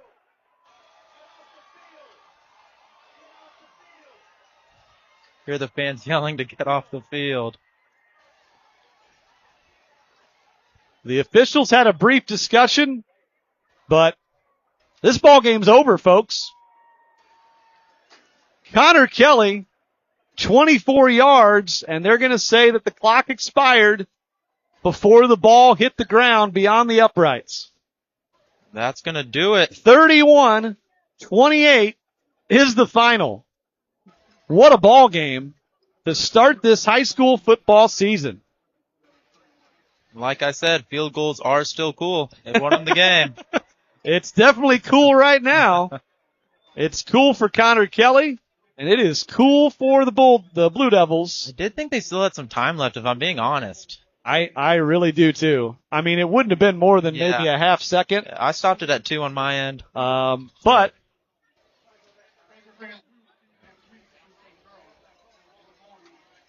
and emotions are a little bit high here as the Blue Devils, understandably, did some excessive celebrating after that field goal went through the uprights. Some of the O'Fallon players took some exception. Looks like most of the coaches are trying to keep cooler heads. And did anybody see that backflip? That was amazing. Oh, did we get a backflip? Okay. That was very nice. Full Bergs. Yeah. Burgess. Didn't he just come off a knee injury? Throwing caution to the wind. But anyway, what a win. What a win for these pretty young Blue Devils. They answered the bell all night. And they get the walk-off win here in O'Fallon in the first ever meeting between these two football programs. 31-28. Quincy wins it. We will step aside. We'll come back with plenty to discuss on the post game, including a chat with Coach Rick Little after a heck of a Week 1 win for the Blue Devils here on WGEM.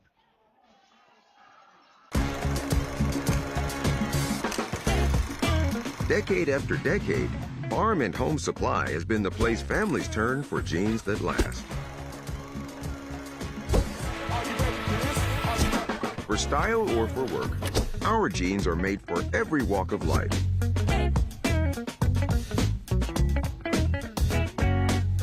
Generation after generation, denim runs in the family at Farm and Home Supply.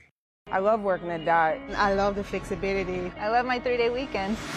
When you work in the Dot, you expect a lot of great things. Pay raises. Benefits. The reason I really like Dot is the people. You're working among your friends. It's just a positive, uplifting place. Y a todos son bienvenidos y no los tratan a nadie indiferente, no importa de dónde vengan. C'est comme une grande famille. Je dis, j'aime Dot Food. WGEM Sports, looking beyond the scores and highlights with the Potts Report. WGEM sports writer John Potts goes in depth at WGEM.com to tell the unique sports stories with local connections. Check out the Potts Report on WGEM, the Tri-State's sports leader. Watch the latest episode of WGEM Sports Center Tryouts. It's on demand on the WGEM Smart TV app.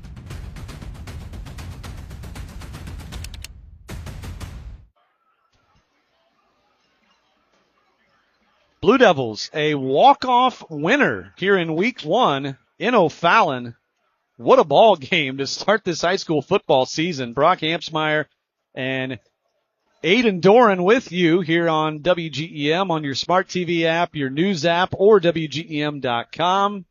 Hope you enjoyed that one as much as we did. And Connor Kelly with a 24-yard field goal at the buzzer to win it 31-28 in a back-and-forth ball game.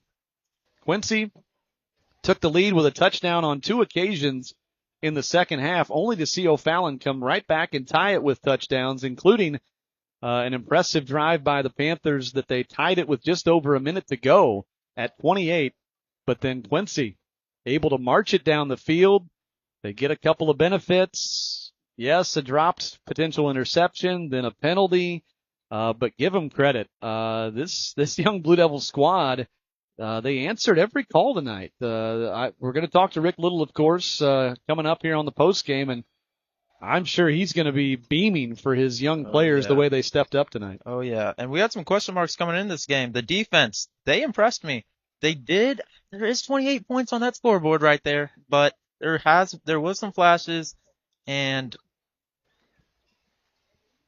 I can't really see too many negatives from that defense. There is some, of course. I mean, but yeah, no doubt. It was far from a perfect painting by any means, 100%. but I mean, they only gave up 99 yards in the first half. It was tied at 14 at the half. Yes, they gave up the 2 tying touchdowns in the second half, but I mean, it was a blown coverage on one. Right. And then obviously just credit O'Fallon on that second drive again there late in the fourth quarter. But, yeah, lot to talk about and a lot to obviously be pleased about if you're Rick Little and his coaching staff. Right. I guess I'm trying to say just better than expected, quite honestly. In certain aspects, yes, for sure. And that doesn't have necessarily anything to do with whether it's a win or a loss. Mm-hmm. That's just how it turned out. So, we'll get some final numbers, of course. We've got to talk about drive of the game. We got to talk about a lot of different things. We're going to keep it going here on the post-game show right after this on WGEM. Your Morning Rush Needs a news team that moves with you. WGEM News Today will keep you on time. From the radar, with your first alert with the bus stop forecast. From the bus stop, a quick recap of the morning news as you head out for the day. To the latest stories breaking right now. Keeping you and your family ready for what's next. Beat the bell. With the team built to crush the rush. WGEM News Today. Always streaming, always on your schedule. Weekdays starting at 5 a.m. Playing through.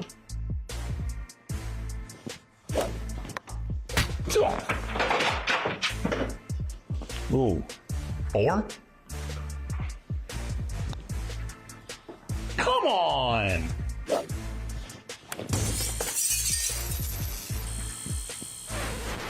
Who broke my weather wall? Listen to WGEM Sports Center weekday mornings from 7 to 9 from the Pepsi Zero Sugar Studio. Although schools are on break, Tri-State educators are already mapping out next year. So during summer vacation, we want to say thank you again and congratulations to this year's WGEM Golden Apple Award honorees. Thank you for all you do. You can rewatch all of their stories at WGEM.com/Golden Apple. And this fall, when the new school year begins, we'll celebrate a major milestone, 40 years of the WGEM Golden Apple Award. Back on the post game with Brock and Aiden, and what a week 1 ball game that we saw here tonight in O'Fallon. And the Blue Devils win it in a rare football walk-off. That's usually a baseball thing, but it happened here tonight with Connor Kelly from 24 yards out. Field goal at the buzzer to win it 31-28. And while we wait for Coach Rick Little to make his way up here, I do want to let you know that you can hear from the coach, and that is on the Devil's Details. Check it out on WGEM Sports Radio 105.1 FM and on demand on the WGEM Smart TV app as I break it down with Coach Little every week all season long on the Devil's Details. And Coach is on his way up here. He'll be up here in just a moment. I think he got caught. Yeah, he just got caught on the steps on his way up here, poor guy. Oh. But he'll join us here in a moment, waiting the final numbers as well. Again, also quick reminder, Quincy's going to be at home at Flynn Stadium the next 3 weeks now.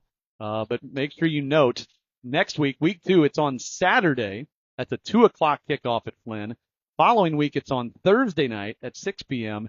And then 3 weeks from tonight, the first Friday home game will be homecoming with Rock Island coming in 3 weeks from tonight. So we got Coach. We're going to chat with him. We'll give him a moment to catch his breath, and we'll talk to Coach Rick Little here in just a moment. Come right back on WGEM. At Air Specialists, we're more than HVAC experts. We're your friends and neighbors, dedicated to keeping your home comfortable all year round. When quality counts and comfort matters, call the trusted name in comfort. Call Air Specialists today. Customer service for the Job team means going above and beyond for the customer. That means having our direct cell phone numbers, being available to you 24/7, whether that be a tire repair, an oil change, something major. We'll always have a vehicle ready for you if you need something, and we really want to give you the full 360 experience of buying a car and getting taken care of for the life you own the vehicle. The Job team has built a legacy of customer service over 3 decades. Come see us to find out how our family can take care of yours. Remember here, Mom? Remember when I broke my arm? Sure, I remember. I never left your side. Just as they once cared for you, now you're returning the favor. Blessings Epic My Chart is here to help. With Proxy Access, you can be a part of your loved one's care by scheduling their appointments, viewing test results, messaging with care providers, and more, all from one secure place. Visit our website to learn how Blessings Epic My Chart can help care for your loved ones. Goodwin Tours is now taking reservations for their Aloha Hawaii cruise in February 2027. Discover cascading waterfalls, sandy beaches, and U.S. historical sites aboard Norwegian's Pride of America. Explore the Hawaiian Islands and live like a local. And with 3 nights lodging at the Hilton Hawaiian Village Beach Resort, relaxation has never been easier. Get ready to say Aloha Hawaii. Scan the QR code and visit goodwintours.com. At Air Specialists, we're more than HVAC experts. We're your friends and neighbors, dedicated to keeping your home comfortable all year round. When quality counts and comfort matters, call the trusted name in comfort. Call Air Specialists today. All right, here we are in the press box here at O'Fallon, back on the post game, and as you can see, joined now by head coach Rick Little after a thrilling week 1 win. You said it when you got up here. That was all things a week 1 football game offers. It wasn't always pretty. There were certainly mistakes to learn from. But I was impressed. We were impressed. We talked all through the night about this. Your team responded. They just responded every time adversity struck. I'll tell you, because all summer, you're preparing. This is the team you prepare for, right? So, you feel like you know them really well. But we said even like, hey, it's going to be an ugly game. Like, it's going to be ugly. And I don't mean ugly in that you get beat, but there's going to be mistakes, and there's going to be, the game went exactly, even to the point where I tell the guys in the locker room, hey, how are we going to respond? I always tell the hypothetical out if they return the opening kickoff for a touchdown, right? And there's times that it almost like, okay, well, whatever, right? It just relaxes me. I think I've told you that before. Yeah. When they score first, I was like, okay, whatever. Like, okay, let's go. And so I don't want that to happen, but it just relaxes me. But I put that out there all the time. Almost everything that happened that I was fortunate to tell, but it was an ugly game, right? There was big plays. We talked about surviving the swings of momentum, right? There's going to be things, and you can't have your dauber down, and you can't be heavily penalized. But at the end of the day, just a great win. Like, I'm proud of all of them. I'm always proud of all of them. But Connor's got to kick that ball through and make it. You know, and that's not an easy spot. And he just had ice water in his veins. You don't get to walk it off in a football game very often. And you guys set it up. We were talking about it before. You didn't quite set it up exactly how you wanted to, but again, he got the job done. He did,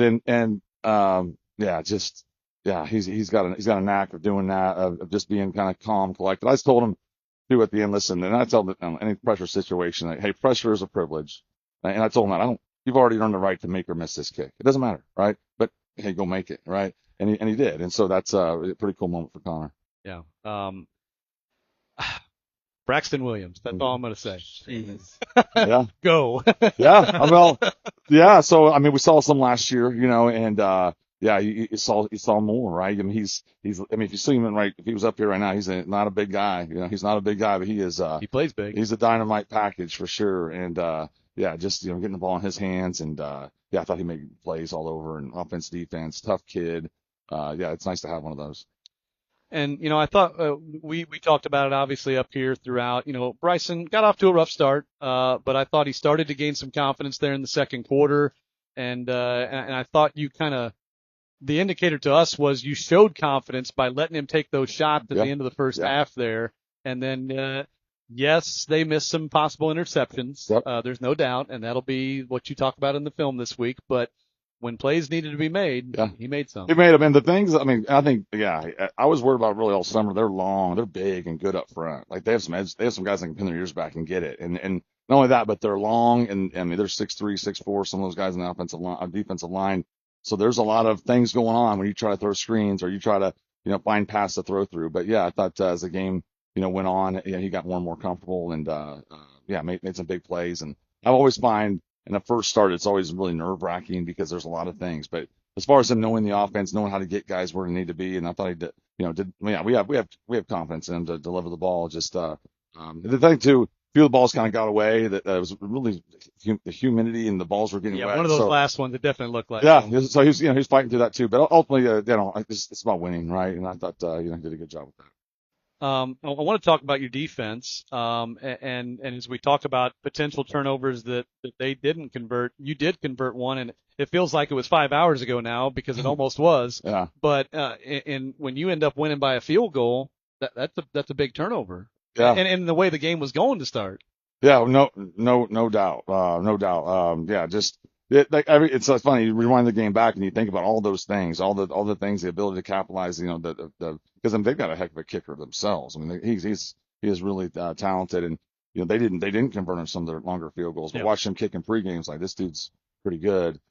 Just didn't connect tonight. So just think special teams came into play early. It was really bad for us, and later with the kickoff return, the block punt. But later it came up big. So overall, I thought the guys did a great job. Did you feel like defensively, obviously they come back and score the 2 tying touchdowns there in the second half, but I thought you guys made them work for a lot of what they got. It was really just the one blown coverage, the one long touchdown. Other than that, I thought your defense made them work for what they got. Yeah, I mean, I'm so proud of them, and credit Seth Holschlag, Coach Holschlag. Tonight with Seth Holschlag played for me way back. Credit Seth Holschlag, but credit Coach Holschlag for just his first game as a defensive coordinator. Came in here and just I told him when I interviewed him about the position that hey, listen, there's going to be moments like we all want these jobs, and then you get these moments where everyone's looking at you late in the game and like, fix it, come on, let's go. And then I didn't help him by getting a penalty, which that's not my proudest moment either. But what a great job by him and the defense overall. I thought they did a tremendous job. All those discussions that we talk about all the time from week 1 to week 2, learning from that first bit of game tape you've got to go off of.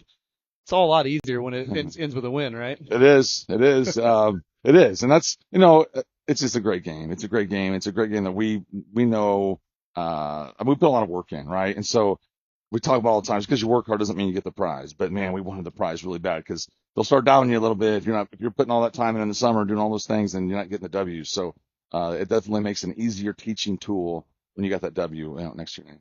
Tell everybody, great job, impressive debut tonight, especially by a lot of those young guys in their first taste, as we talked about earlier this week. And now the reward, if you will, next 3 at home. Yeah, well, shoot, yeah. I mean, that'll be fun. As much as I didn't like I spent a lot of my summer trying to find games too. So, but yeah, I love my guys. I do, but I had to get them on the bus a couple of different times and they make me crash out every now and again. And you know what? I would much rather be at home. Right. So, no, they're great.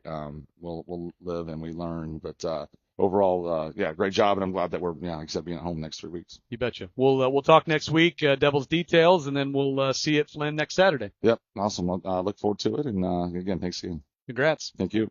That's as we go over the court there. We're really good at that. that. Great game, Coach. Thank you. We've done it too many times. Rick Little. Appreciate him, of course, as always. On the post game, we'll take a timeout and come back and get you some stats and wrap it up here on WGEM. In our tri-state area, we look out for one another. When it comes to your driveway or parking lot, look to Coulter Asphalt in Quincy, Illinois. Veteran-owned, family-operated, and proudly serving our local communities since 1992. We are a one-stop shop when it comes to asphalt. We offer crack sealing, seal coating, asphalt paving, patchwork, and paint striping. For honest service from a local team that cares, call Coulter Asphalt today at 217-224-3641 for your free estimate. Well, we cleared them all out here at O'Fallon, but good chat there with Coach Little as always, especially after a game like that. And we got a few things to get to here, Aiden, so let's get to them. Your stat sheet update. Great stats start with a great game plan for your financial game plan. Trust Elise Nothold with Raymond James, bringing you the stats each and every week here on our Game of the Week broadcast. And again, Braxton Williams, 200-plus yards of offense, 3 of the 4 touchdowns, 2 on the ground, 1 through the air, a 35-yard catch and run. He made a couple plays on defense, too. I mean, just an outstanding debut by Braxton Williams, and Coach talked about him. You knew a lot was going to be, I think, put on him coming into this season as one of the few guys on offense with returning experience and a need for him to kind of lead that backfield. And boy, oh boy, did he show himself more than capable. He absolutely did. I mean, he's the bell cow of that backfield, just absolutely based off week 1. There's not much else to say from what you've seen. I mean, he did it all really from 3 touchdowns, 200 yards, and some defensive plays he had, which were quite great for him. Just impressive stuff. Drive of the game, and that is brought to you every week by our friends at Toyota. Let's go places.